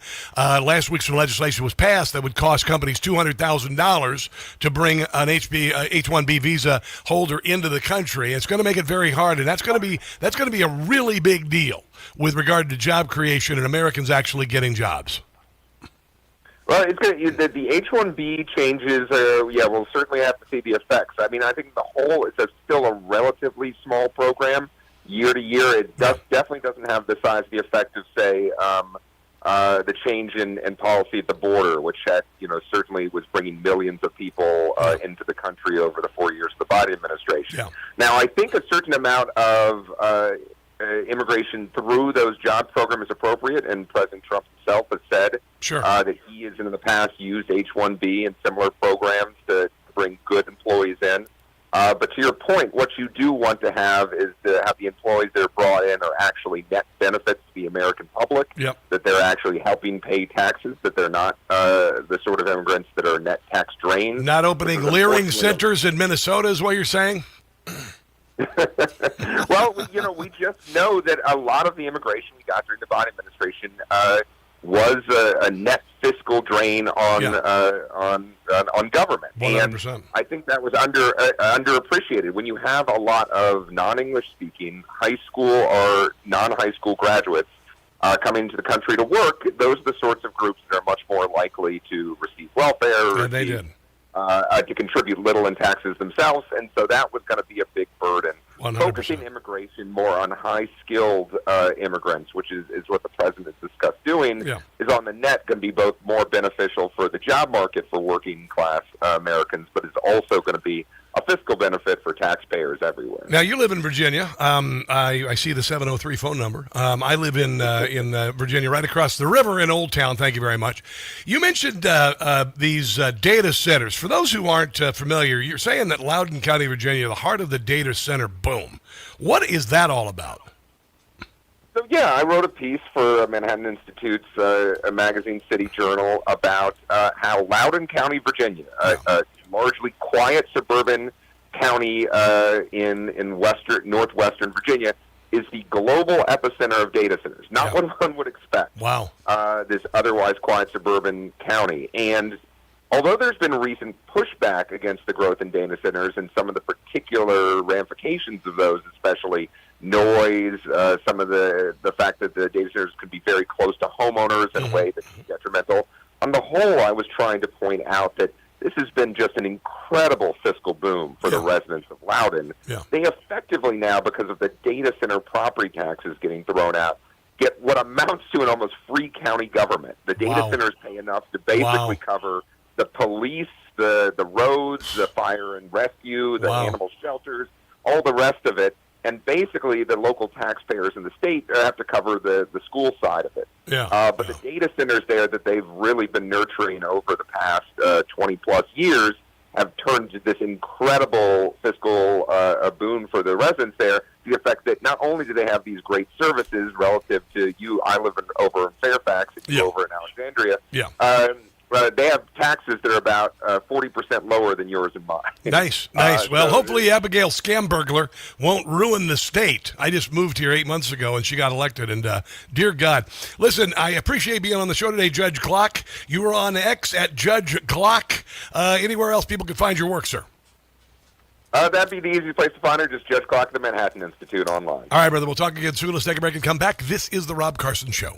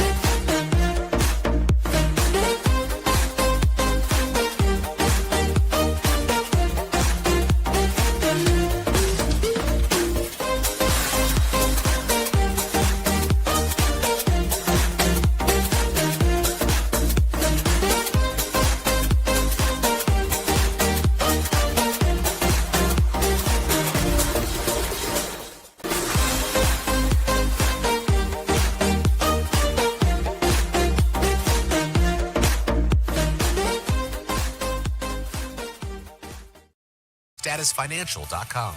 Advisory services offered through ProStatus Group LLC, a registered investment advisor.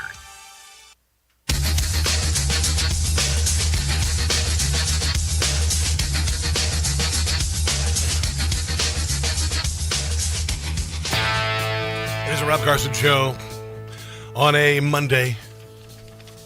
It is already the, what day is it? I want to see. Oh, it's the 27th. Holy hell. 27th of April. May's almost here. Donald Trump repainting the memorial reflecting pool. They're painting it bright blue, American flag blue. Right now, if Jenna and Forrest Gump got in the reflecting pool like a month ago, they'd die of typhus if they had an open wound on their foot. But they're actually making it look amazing. Here's the President of the United States. And this is the amazing thing. They were going to spend $300 million and take 3 years to fix this damn reflecting pool. And what did Donald Trump do? I want you to listen to this, because this is absolutely amazing. It was in terrible shape. It was filthy dirty, and it leaked like a sieve for many years. And I said, well, we're going to solve the problem. And they had bids to fix it. They were going to take the stone out, which was granite, very expensive, very thick, and replace it with stone. And it was going to cost $300 million. And it was going to take maybe more than 3 years. Yeah, listen. Oh, my God. And I said, no, there's a better way of doing it. I said, what we're going to do is I'm going to call all three of these people that have worked for me in the past doing swimming pools. That's all they can do is a swimming pool. And I said, give me a good price. We can do it for maybe $1.5 million to $2 million as opposed to $300 million. Oh. We scrubbed the surface of the existing granite that's been there since 1922. Yeah. We then grouted all of the granite, fixed it up, took about 2 weeks, and now we have a nice clean surface on which we're putting a industrial grade swimming pool topping. And they said, what color would you like, sir? What? It's called American flag blue. I said, that's the color I want. I want American flag blue. Wow. It'll last for 40 or 50 years. Wow. There'll be no leaks. There'll be no anything. It'll look gorgeous, beautiful. $1.5 million versus 300. It's 2 weeks versus more than 3 years. I can't wait to get down there. I can't wait. I cannot wait to see it. It's going to be absolutely glorious and beautiful. It's been brown and yucky and awful and all that forever. It's phenomenal. We're doing that trip to D.C., by the way, October 25th through the 29th. It's never going to look. It has never looked this good. It will never look as good as it will when you come here this fall. Travelwithrob.net, 5 days, 4 nights, October 25th to the 29th. If you would join that would be absolutely great. Absolutely great. Hakeem Jeffries had a little come to Jesus moment this weekend after the shootings, attempted shootings of Donald Trump and others at the White House Correspondents Dinner. And you could see fear in his eyes. And I mean this 1,000%. He knows that the Democrat Party has screwed the pooch. He knows that all of this violence and vitriol is caught up. He knows with the fall of the Southern Poverty Law Center and the 12-year psyop of white supremacy in this country is over. He sees that the funds are drying up for organizations like this. And here he is this weekend, changing his tune. And I think that here in America, we can have strong disagreements, but it's important for us to agree to strongly disagree without being disagreeable with each other. And it is certainly the case that violence is never the answer, whether it's targeted at the right, the left, or the center. No, it's always targeting of the right by the left, by the way. But here is Hakeem Jeffries last week. We are in an era of maximum warfare. Wow. Everywhere, all the time. Maximum warfare. That doesn't sound very peaceful, does it? And then here he is a couple of weeks ago, about a month ago, talking about how ICE was going to go in and help out the baggage handler, not the baggage handler, but the TSA at the airport that weren't getting paid for over a month and all that. Here's what he said about ICE. The last thing that the American people need are for untrained ICE agents to be deployed at airports all across the country, potentially to brutalize or in some instances kill them. We've already seen how ICE conducts. Yeah, there you go. Ooh, isn't that weird? He changed his tune, didn't he? Something happened. Something happened this weekend in the Democrat Party. Jeffries says impeaching Trump, not a priority if Dems win the House majority. They're seeing it ain't working. Yeah. It's a little too late for you Democrats. It's the leadership of the Democrat Party. People have already thrown up their hands, said we're kind of done. Here is Hakeem Jeffries. No Democrat has said anything about the 250th anniversary of America. Did you notice that? They haven't said anything good about the Iran conflict and our military kicking butt, taking names and all that. They haven't said a damned thing other than negative. And they've not said a thing about celebrating the 250th anniversary of our birth, the country's birth. They haven't, have they? You know why? Because they hate America.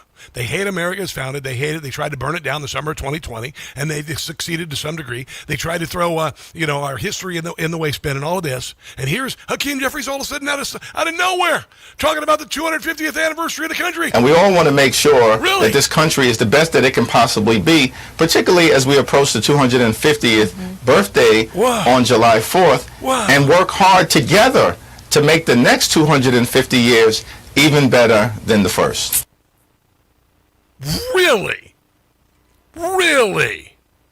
Oh my God, really? I have never heard anyone from the Democrat Party say a thing about the 250th anniversary, just the opposite. Challenge somebody to go and find a clip of a Democrat invoking violence.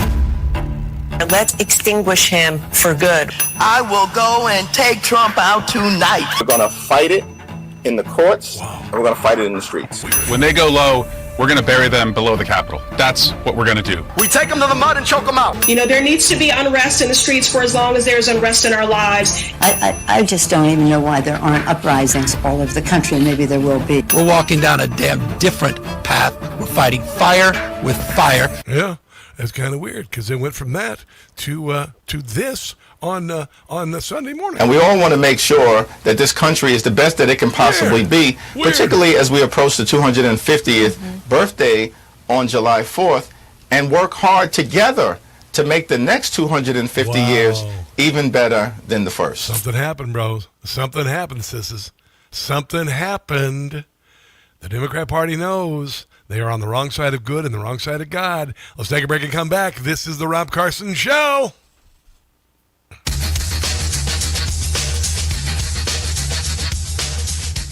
Hey guys, it's Rob Carson for Birch Gold. With the dollar's convertibility into gold ended in 1971, gold was fixed at $35 an ounce. Fast forward to today, and the U.S. dollar has lost over 80. Sorry, I got distracted.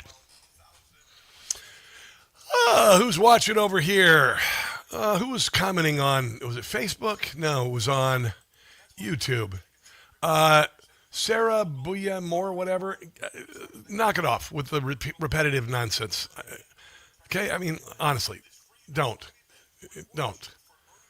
You spelled awaken wrong, and settle down. Okay, calm down. I mean, I'm glad you're here, but calm down. It gets a little old. Jamie Bullitt, we're all civil people here, and we're here to have a good and nice conversation. Our president was magnificent with that presser. That was for Denna Spragueful. Yeah, he was magnificent during the presser on Saturday night. Really was. Yeah, Syria B. Moore or whatever you are. Let's get rid of that. We're going to give you a timeout. I think we're going to give you a timeout. Hello, Donna Ennis Lambert. What's going on? How are you, Carol Leftwich? Over watching on the Facebookage. Thanks for joining me today. Prana Yupperchat, all you guys. Chris Merca, 72830, reposted the stream on Twitter. Thank you so much. We have a lot of people watching on Twitter today. A lot of people. Carsonites, I'm back to the clubhouse from hunting turkeys. GJ Gary. Really? Did you get one? Pretty awesome. All right, let me go talk here. Let's talk about Southern Poverty Law Center next.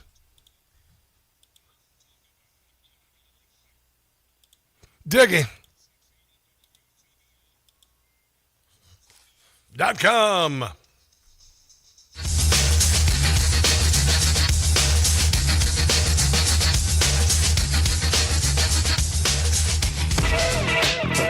I see these no kings, which are funded just like the Southern Law was funded. You saw all that. Southern Law is financing the KKK and lots of other radical, terrible groups. And then they go out and they say, oh, we've got to stop the KKK, and yet they give them hundreds of thousands and even millions of dollars. They paid the KKK. It's a total scam run by the Democrats. It shows you that, like Charlottesville was all funded by the Southern Law. That was a Southern Law deal, Law too. Center. And it was done to make me look bad, and it turned out to be a total fake. It basically was a rigged election. This was a part of the rigging of the election, and that's what you really should be doing. I mean, I hope one of your 60-minute episodes, which really hasn't changed very much from the last few years, I'm surprised, but one of those episodes should be on Southern Law and the fact that they spent millions and millions of dollars on absolute far right and just bad groups. There you go. Yeah, 100%. I wrote a piece on Substack called What a Sickening Chapter in American History. It's about 8 pages. I got them in the middle of the night. On Sunday, it just kind of hit me, and I've heard from others, they think it's brilliant. So, I'm a pretty good writer. I'm not meaning to brag. It's just a fact. And I lived it, and I saw my son and my children go through this nonsense about white supremacy and white privilege and all this bullcrap. Tired of it. So when there are constraints on commodities, prices surge. You saw it with fuel prices when the Straits of Hormuz was blockaded. You know what else is a limited commodity? Gold. You can't dig it out of the ground fast enough, and there's a limited supply of it. They can't print more gold. If you've been thinking about it for years, still have never moved some of your savings into physical gold, Birch Gold is who I trust to help you. Now through May 29th, Birch Gold giving you first-time gold buyers a rebate up to $10,000 on qualifying purchases. For details and free information on diversifying into gold, text Rob to the number 989898. Also, there's another 3 days on the Birch Gold Learn and Earn event, so you can learn about gold, okay? Then, next month, you could possibly be a first-time investor and get up to $10,000 rebate. Oh, my God. Phenomenal. For details and free information, again, text my name, Rob, to 9898. Text Rob to the number 989898 to see if you qualify for a first-time gold buyer rebate up to $10,000. Again, text Rob to 989898. We're going to do a deep dive on the Southern Poverty Law Center. I have a very, very deep connection with this narrative. 12 years, a PSYOP is what I'm calling it. We're going to talk about that next. And insane, more massive fraud in Minnesota, another $9 billion in fraud. California screwed too. That's all coming up. Final hour of the Rob Carson Show. Don't go anywhere.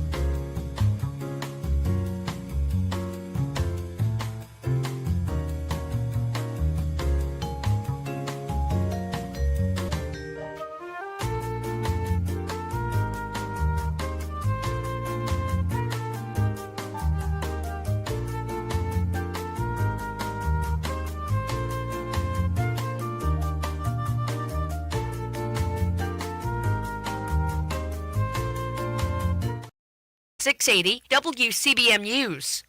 Stay connected and informed. Listen to Talk Radio 680 or stream us on your PC, tablet, or phone at WCBM.com.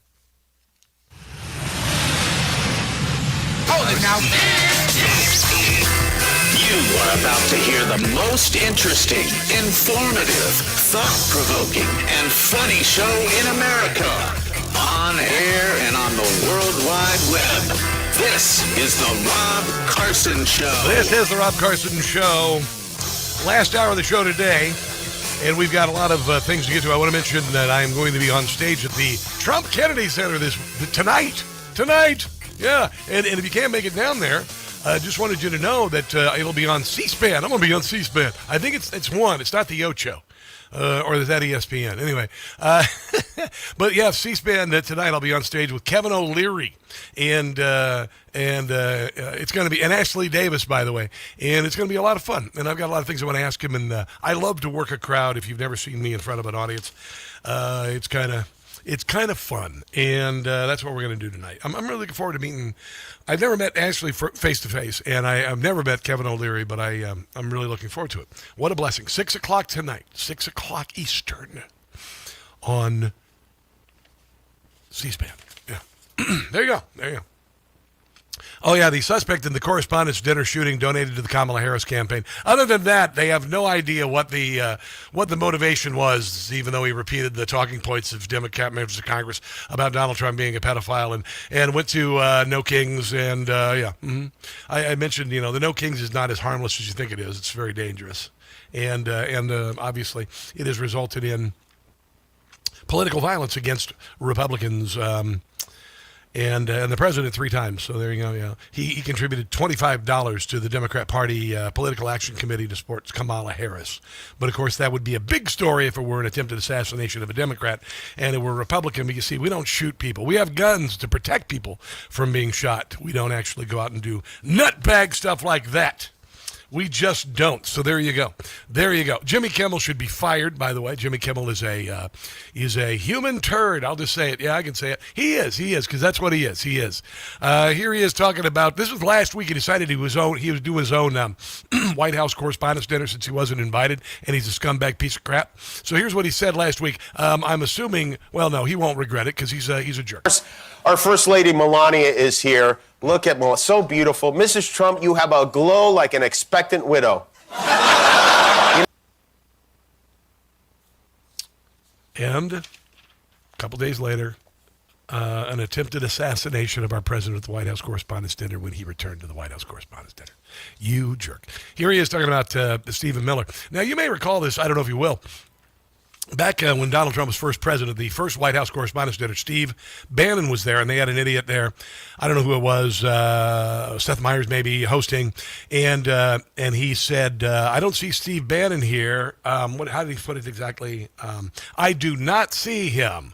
I do not see him. Not see him. Not see. That's what he did. That was day one. So if you think this is coming from the right too, you're full of crap. There you go.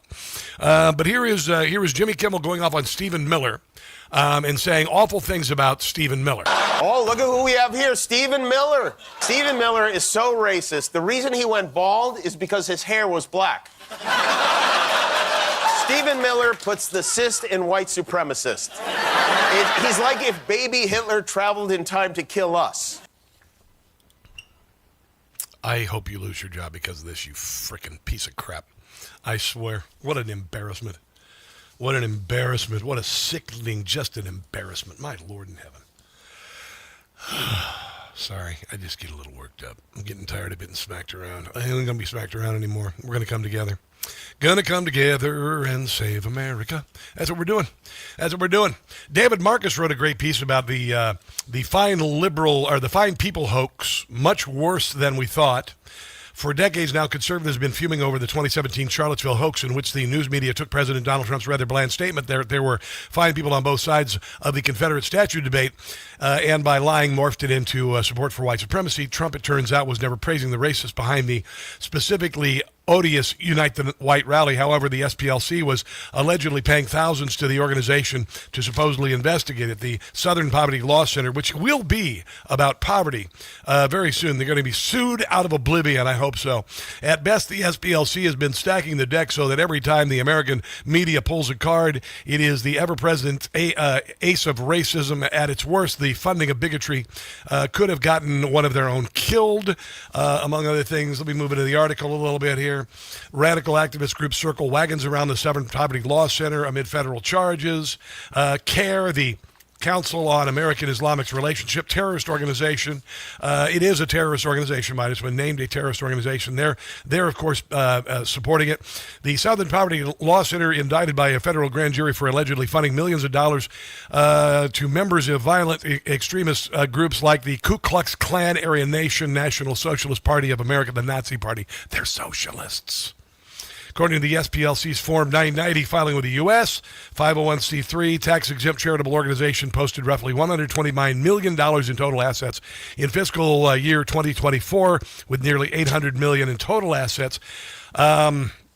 1994, an investigative series by the Montgomery Advertisers examined the financials of the SPLC, finding that the founder was heavily focused on fundraising for the nonprofit, running the organization like a business or corporation.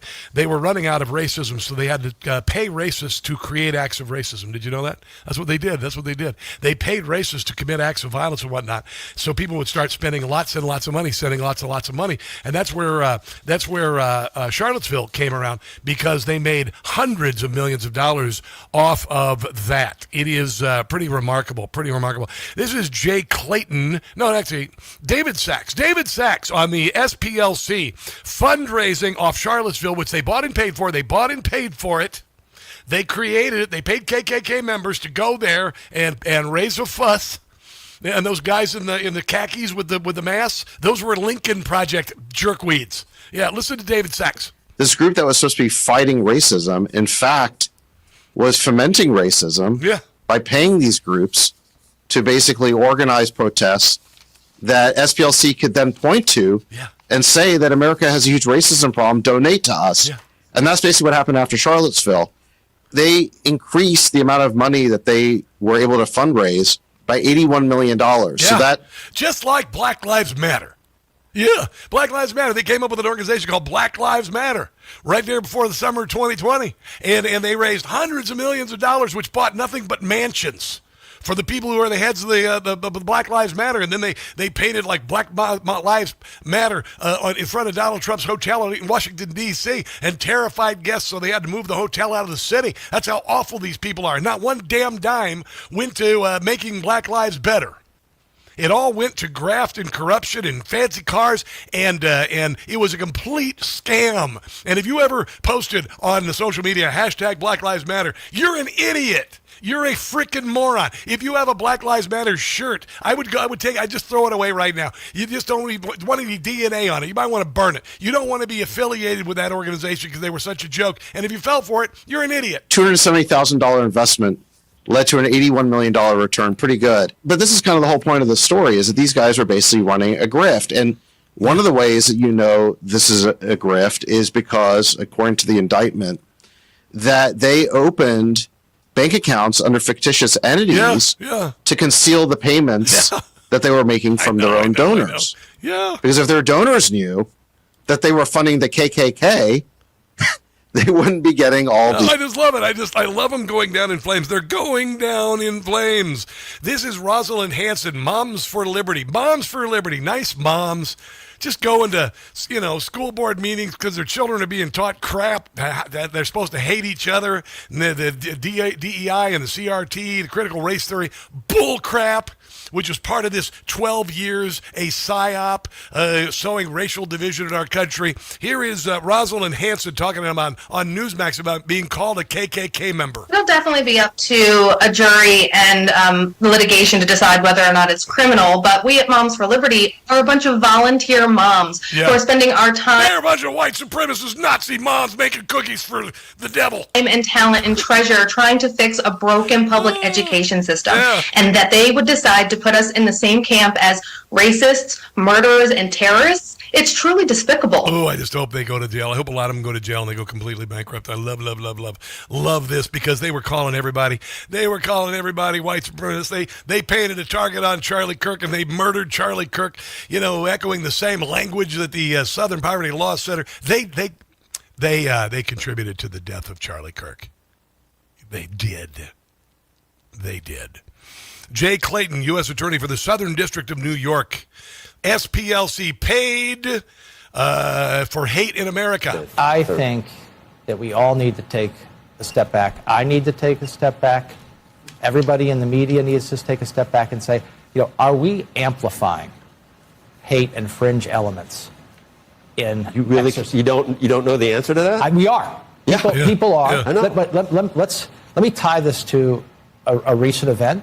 I mean, this was horrible. Yeah. Amplifying somebody like this's message, just stupid. Let's just call it what it is, stupid. Okay.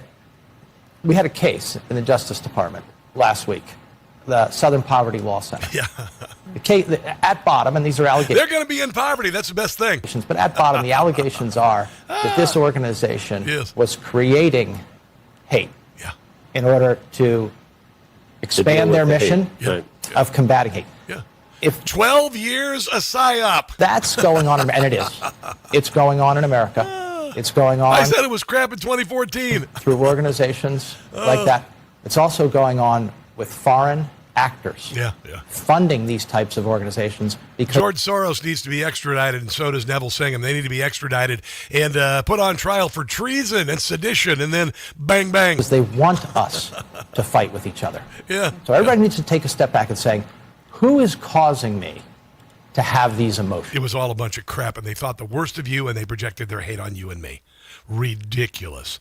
Utterly ridiculous. And hell has arrived for them. I just love it. Let's take a break and come back. This is the Rob Carson Show.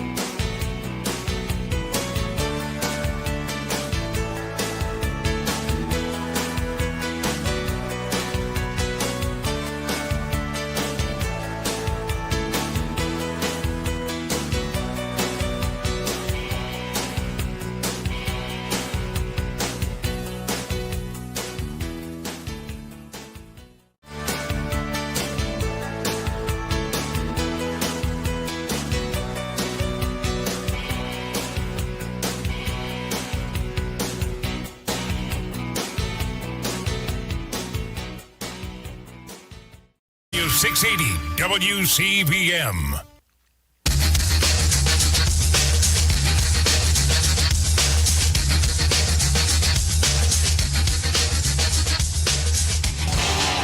The SPLC is a communist front group.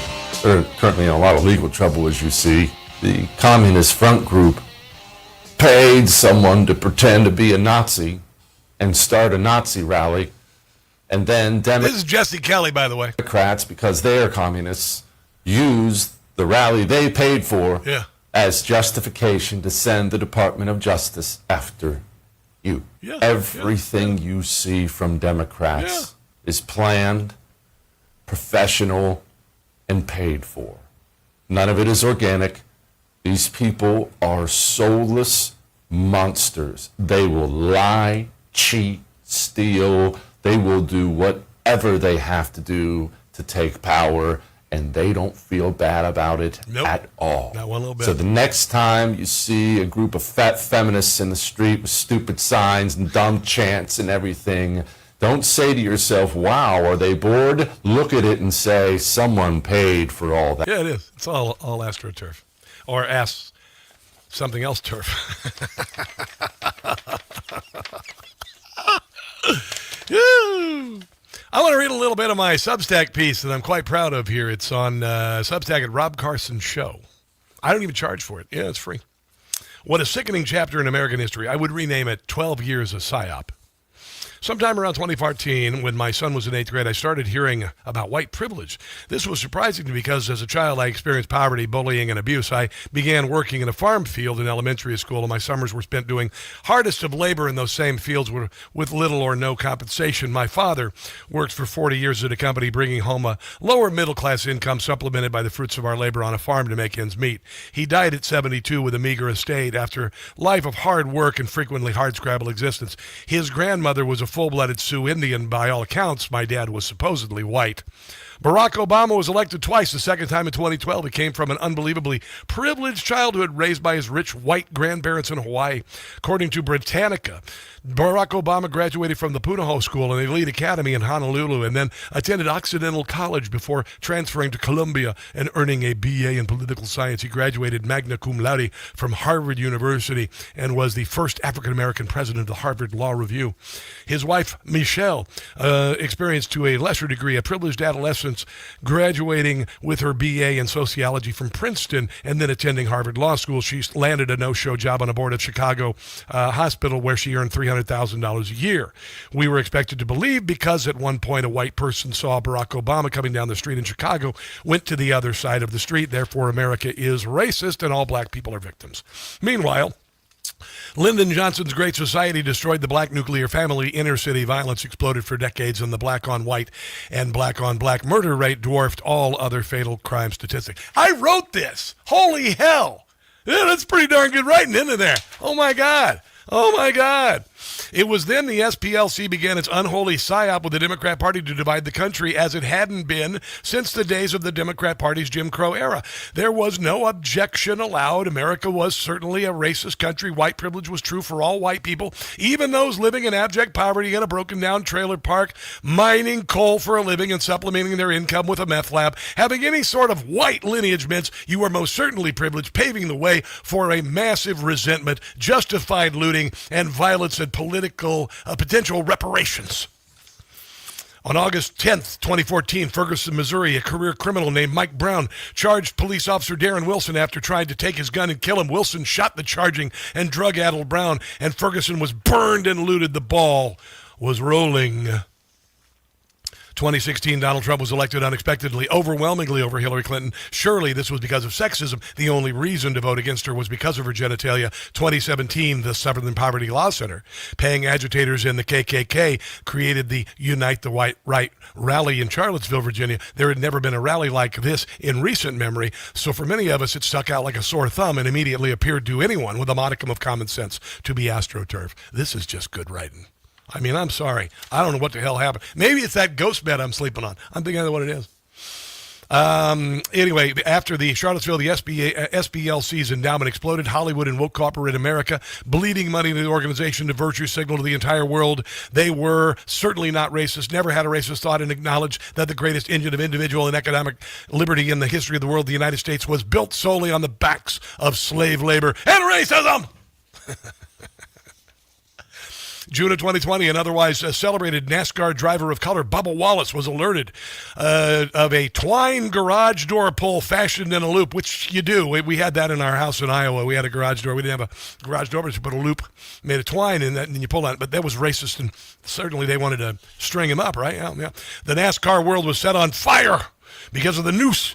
Millions of fans who celebrated Bubba were all a bunch of hillbilly racist rednecks fantasizing about stringing up a young driver. NASCAR immediately showed him deference. He gobbled up his victimhood, and to show how non-racist NASCAR and its fans are, they did a couple of laps in solidarity with him before a reverent and certainly not racist crowd. The General Lee from Dukes of Hazzard was demonized, and the once popular show was stricken from all syndication for good.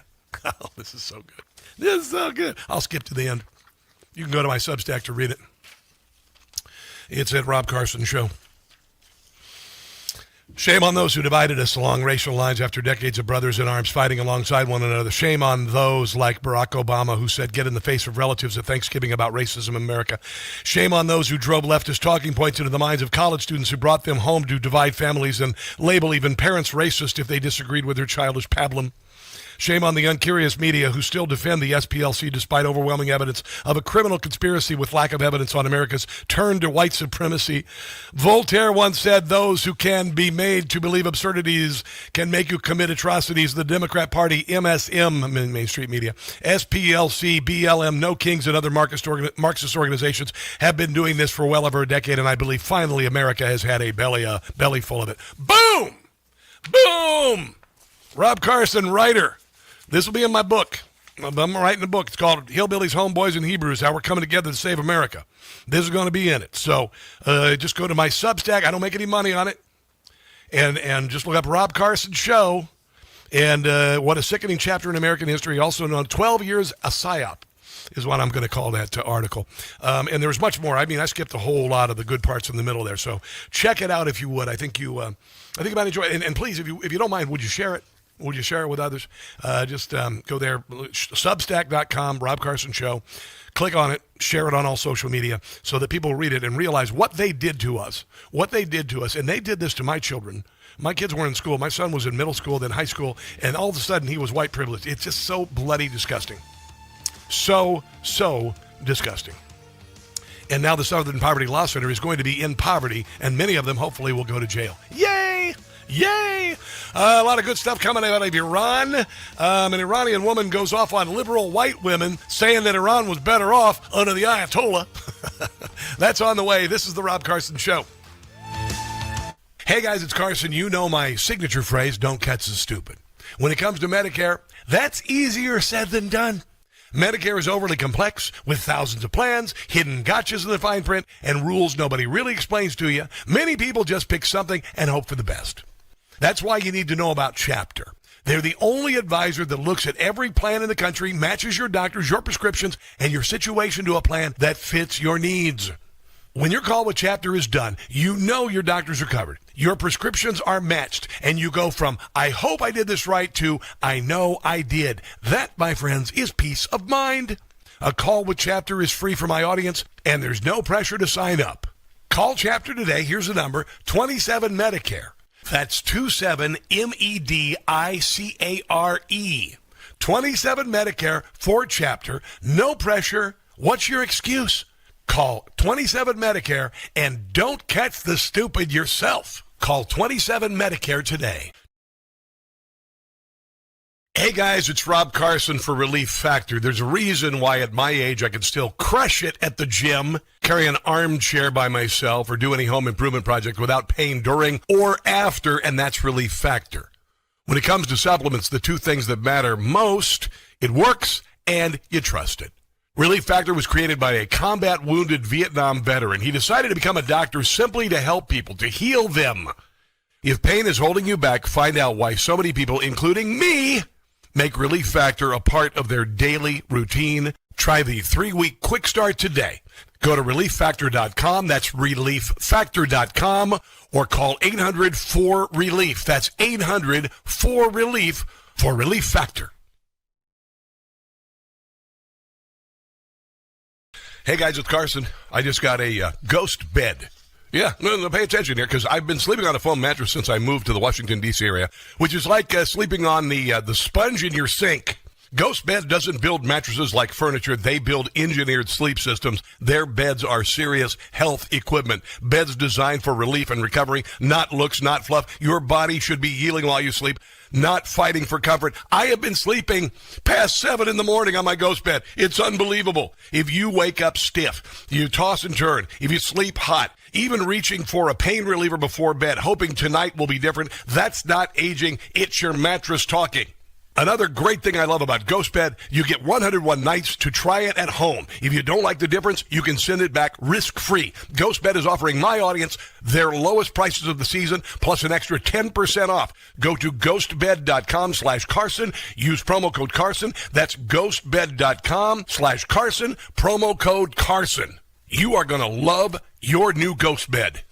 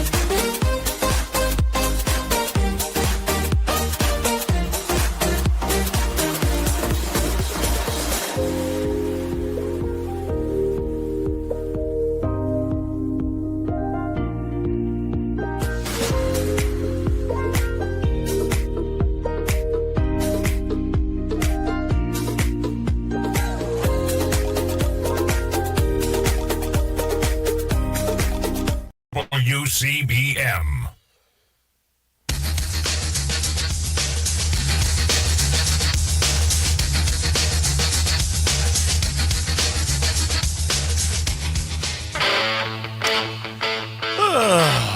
By the way, in case you just tuned in, I'm going to be on stage at the Trump Kennedy Center, 6 o'clock tonight with Kevin O'Leary, Mr. Wonderful, and also Ashley Davis as well. It's going to be a lot of fun. If you want to watch it, you can watch it on C-SPAN. I think you're really going to enjoy. I think you're going to enjoy the program. I'm just blessed. I'm blessed beyond belief to have been invited, and I'm going to be on stage at the Kennedy Center. Mom, I wish you were here. I wish you were here. White House Correspondents Dinner shooter's Blue Sky account reveals violent No Kings protesters' obsessive anti-Trump rants. They can't figure out what he was doing. I mean, they don't even know why he was there. They have no. Here's MSNBC. They had no clue why somebody would go to the White House Correspondents Dinner, and when Donald Trump was hosting it, or at least there for the very first time, they can't figure out why a gunman went there to murder people. They just can't. Hold on, let me get it. Hold on one second. Here it is. Let's try it again. Hold on. One more time. Here we go. Hold on one second. Here it is. Let's see if it's playing. We do not yet know what the shooter's intended target was. Yes, obviously, this was an event that was well publicized that the president would... Oh, you just answered your question, you moron. My God. ...be attending. He has not attended this event since 2015, but it was a room of over 1,000 people. There were reporters. It could have been there to kill the guy who was serving the dinner rolls. I mean, there's a guy over there. He's got the basket of dinner rolls. He's got the tongs. He's putting it out there. You know, this guy probably came there just to murder that guy with the dinner rolls. You know, I told you I didn't want pumpernickel. There were lawmakers, there were business leaders, there were members of Congress, there were members of the administration, and yes, of course, there were the President and First Lady Melania Trump. But we do not yet know who specifically was the target, correct? Oh, my God. That is absolutely right. That's absolutely and really important right. to say. Oh, yeah, I remember now. Jeez, God in heaven. Yeah, this is, I mean, honestly, they're just so done. They are just so done. He went on to, what else did he say? He says, I am no longer willing to permit a pedophile, rapist, and traitor to coat my hands with his crimes. And that's what, you know, Ted Lieu, congressman, said about Donald Trump, called him a rapist, child rapist. Yeah, allegedly, right? Whatever. What a joke. Dear God. Just unbelievable. A chilling manifesto revealed gunman called himself the friendly federal assassin, named high-ranking targets just minutes before opening fire. He was an anti-Trumper. Cole Allen sent the ERI anti-Trump writing to his family members 10 minutes before he fired shots at the hotel in Washington, D.C. Turning the other cheek is for when you yourself are oppressed. I'm not the person raped in a detention camp. I'm not the fisherman executed without trial. No, they were drug boat captains, you ass. I'm not shocked. I'm not a school kid blown up or a kid starved or a teenage girl abused by the many criminals administration. You mean all the girls that were trafficked across the southern border? Turning the other cheek when someone else is oppressed is not Christian behavior. It is complicitly in the oppressor's crimes. Blah, blah, blah, blah, blah, blah, blah, blah, blah. His targets included administration officials, not including Kash Patel. They are targets prioritized from highest ranking to lowest. Allen wrote, I am no longer going to permit a pedophile, racist, blah, blah, blah. There you go again. So, you know, I mean, I think we're kind of done with this nonsense. He gave money to Kamala Harris. Okay, he is a Democrat in good standing. There you go. There you go. Jake Tapper said that basically he needed to. Well, how did he put it exactly? Something like, hold on, I got the post here. He wanted a forceful objection. I think it was a forceful objection to. Oh no, forcefully demonstrate opposition at the White House Correspondent Dinner. Old Jake. He hadn't said anything since then. Carrie Lake was there at the White House Correspondents Dinner, and she gave Jake a little what for. There's a report, though, that an officer was shot in a bullet-resistant vest. He's expected to be okay, Carrie. But the shooter is in custody. We have video of it up right now. The shooter is in custody. Unclear. I will tell you, I'm sorry, but guys, I walked out, and I walked out as a complete. I'm sorry, he's a fool. Walking out next to Jake Tapper, and I looked at him and I said, how dare you? Yes. You have caused so much division in this country, pushing lies. I said, you know, we're not going to call it gaslighting anymore. You've lied to the people. How dare you do that? And I saw so many people from all of these news outlets who've just spread abject lies about President Trump over the years. Yeah. They're part to blame of this. Russia collusion hoax. Yeah, I know. And I don't mean to get dramatic tonight. Oh, you should. I, as an American mother and an American, I'm tired of it. And I'm tired of the fake news that has just spread nothing but lies, trying to hurt this president, trying to go against the American people. And I couldn't sit there silent and walk out next to somebody like a Jake Tapper and act like he's a good guy. Yeah. Yeah. Yeah, 100%. Here's something I did this morning. I'll just share a little bit of this video I did along the Potomac River this morning. I want you to hear this because this is what I've taken from the weekend. If you don't mind, if you will please just don't. I'm playing myself on the radio, but I want you to hear a little bit of this. Hey guys, it's Monday in America. Behind me is the Potomac. It's really beautiful, actually. For the last decade, darkness has descended on our country. Vitriol and hate, families divided. I speak from experience, friends lost. The left's vitriol has caused this. There's no doubt about it.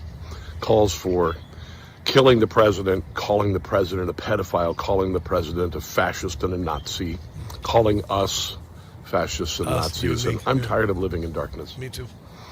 I'm tired of living in darkness. Our lives are too short to not experience joy in the greatest country in the history of mankind. Yep. So I am hoping that the events of the weekend will make some finally realize that we can come together. I said 80% of us believe the country's headed in the wrong direction. 80% of us can come together to save her and live in joy and faith and patriotism in our country's 250th year. We don't need to live in darkness and sadness and stress and fear anymore. Yeah, because there are a lot fewer of them. And we're better armed intellectually and physically. Yeah, we don't need to. It's like the prison camp. And there's 10,000 of us and there's 4 guards. The guards are mouthing off. The guards are the ones causing the violence. The guards are the ones who are shouting at the rooftops, having these idiotic rallies for nothing, paid for by foreign influencers. We don't have to take this. We can overpower the guards and we can free ourselves. This includes Democrats. We can overpower these guards and stop living in this camp of awfulness, this camp of dread, this camp of I hate America, this camp of just absolute darkness. We don't have to live this way. We don't have to live this way. I did it again today. I stopped by church. Rob Carson stopped by church. I haven't been to church since my mother died. I went on Easter morning. I had something miraculous happen. Once again, parking space opens up right in front of the church. I go in and I have my talk with God. I'm not proselytizing. I'm just saying we don't have to live in this nonsense anymore. We don't have to take this anymore. We don't. We can live in joy, man. We can enjoy our lives here. There's no reason. What's stopping you from being joyous? A couple of years ago, I was on food stamps drinking myself to death. On food stamps, drinking myself to death, living in a crappy rental. Had my brother die unexpectedly. Had discovered my family and then discovered the reason I was given up for adoption was my mother was raped. Yeah, that happened to me. That happened to me while on food stamps drinking myself to death. I know. So I've seen some light, and I'm not going to let darkness take it away from me. I'm not going to do it, and you shouldn't either. You shouldn't either. Don't pay attention. There's a troll this morning on Rumble. This awful name, this troll on Rumble. And finally, I made some jokes, made fun of this fool. And then I just said, don't pay attention to this fool. And it's the same goes with the media. It's the same goes with people like Jamie Raskin. All of those people. Let them just descend into hell on their own. Don't let them drag you with them. There you go. Yeah. 100%. I got some fun stuff on the other side of the break. Tim Wurtz, even more. Massive fraud in Minnesota. I'm hoping he goes to jail. I'm hoping he's escorted out of the governor's mansion in the state of Minnesota. And also more absolute fraud. The largest criminal cabal in history. Democrats in office. Let's take a break and come back. This is the Rob Carson Show.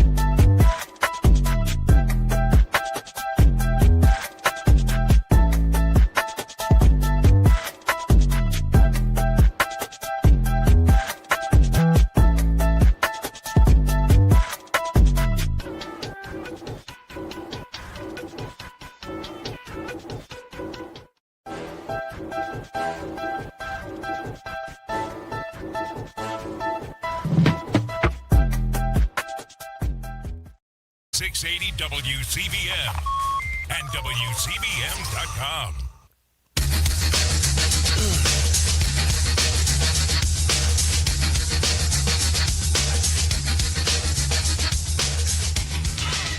It is the Rob Carson Show, 1989, right there. Come on.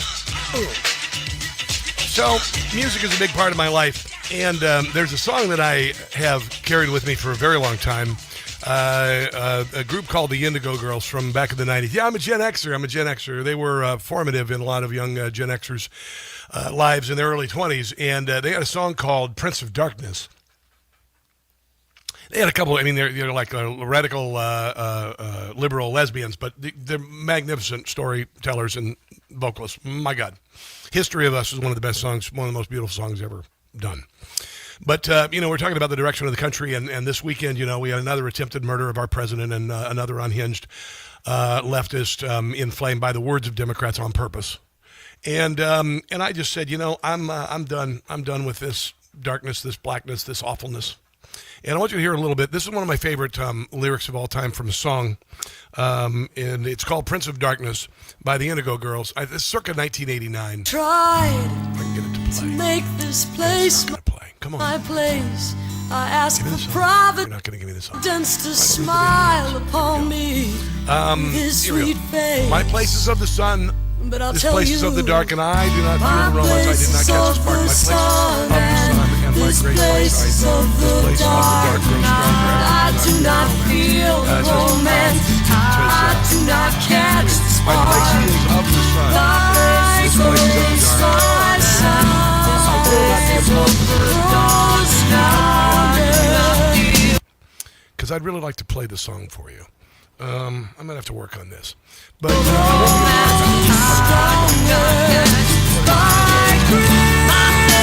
Bing sucks, by the way. Have you noticed how badly the search engine Bing sucks? Bing is the worst friggin' it's just a god. Hold on. I'll even Google. I'm just going to Google this real quick, and I'll come back with this before the end of the show. Indigo Girls.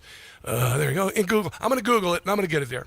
But yeah, I'm done. I'm not going to be a part of the Prince of Darkness any longer. And the Prince of Darkness has run roughshod over our country for a very long time. Hold on. Indigo Girls.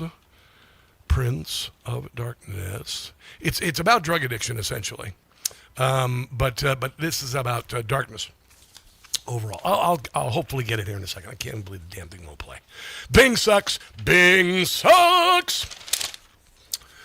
Birch Gold, right now, there are a lot of constraints on commodities. Prices surge. You saw it as fuel prices went up with the Strait of Hormuz being blockaded by the Iranians, or at least the threat of it, by the way. You can't print gold. You mine it out of the ground. If you've been thinking about it for years but have never moved some of your savings into physical gold, Birch Gold is there to help you. They're going to teach you. And all you've got to do, if you've got like money in savings, what's the point in having savings when there's no interest on savings? You make nothing on savings. It just sits there. It just sits there. Gold goes through the ceiling. It was $2,600 2 years ago. It's $5,800 as of Friday. So how about you learn some more? How about you diversify into gold?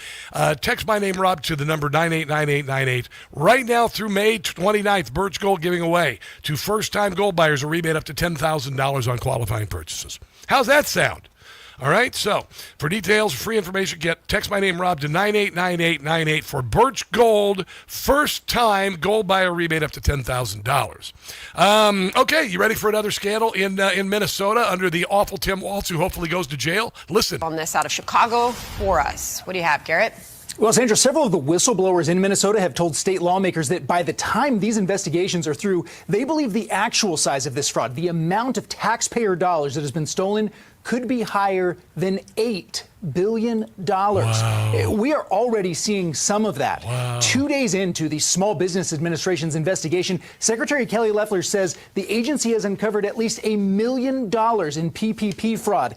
And the state itself is now looking into the possibility of fraud in another Medicaid program. What's that? Minnesota's Department of Human Services is now pausing the issuing of new licenses for disability service providers over concerns of fraud. Yeah, Yeah, more fraud. And then Christopher Rufo has discovered even more fraud and a criminal cabal in California. By the way, Tim Waltz, housing for drug addicts was supposed to cost $2.6 million, is now $100 million. $8 billion stolen. That is coming from Tim Waltz. But this is Christopher Rufo on the latest scandal from California. It's money laundering to benefit the Democrat Party. Because these in-home care providers give about $150 million a year to the labor unions, which are, of course, Gavin Newsom's number one kind of political power base. And so it is a cycle of corruption. Newsom gives $30 billion in taxpayer money to these in-home caregivers, including huge numbers of fraud. These caregivers give money to the unions give the money back to Gavin Newsom. This is the dirty business of California, and we've blown it wide open. Yeah, this is why Gavin Newsom will never be the president. He's just not going to. I've been saying that for years. Let's take a break and come back. This is the Rob Carson Show. All right, I'm going to cue up this song. Hi, guys. I got to cue up this song. Let me find it. See if I can get the damn thing to play. Hold on. It is not playing. Hold on. Oh, okay, I got it. Hold on. It was playing the last time you did it. It was? Yeah. I didn't hear it on the radio. I did not hear it. All right. Well, I'm going to play it now. I don't know what the deal is. I had a little. Who is this, Craig? Hello? Yes, sir. Oh, good to talk to you, Craig. I'm talking to the audience now. All right, here we go. Thanks, Craig. You heard it. Maybe the streamers heard it, but it didn't get heard over the air. But I will play it next. Anyway, hi, everybody. Did we get rid of the troll on Rumble? Did we get rid of that fool? Good. I said, just don't pay attention to that fool anymore. And look, he disappeared back under the bridge that he was living under. There you go. Isn't that amazing what happened? JB Billett says, C-SPAN is awesome. Well, it's going to be more awesome when I'm on it tonight. Thank you very much. I know, I've arrived. I'm on C-SPAN. Gonna do it soon. Hi there, Carol Leftwich. Hello, Chris Schwab. Good to join you. Hello, Gramad. Chief Sinbad. How are you? Thanks for watching today. I appreciate you. Thank you guys on X for retweeting me, retweeting me. Chris Merka, Siafolo, Mike, and Brenda Spin. You guys are really cool. I appreciate you. The numbers are gigantic on X today. So, and I think, of course, we've had an awesome show, as usual. Got a lot of things to be grateful for. All right, here we go. I got to talk. Thanks for telling me that, Craig. You're doing a great job today, by the way. Here we go. Okay. Wow. Was it? I couldn't hear it. All right, I was told that the playing of the Indigo Girls, you could hear, but I couldn't. I don't know what the hell the deal is, but anyway, I want you to listen to this. We are gluttons for our doom. Listen. I tried to make this place my place. I ask for Providence to smile upon me with his sweet face. I ask for Providence to smile upon me with his sweet face. That's why Providence is one of my favorite words in the vocabulary. But I'll tell you, my place is of the sun and this place is of the dark night. I do not feel the romance. I do not catch the spark. Listen. My place is of the sun. This place is of the dark night. Here we go.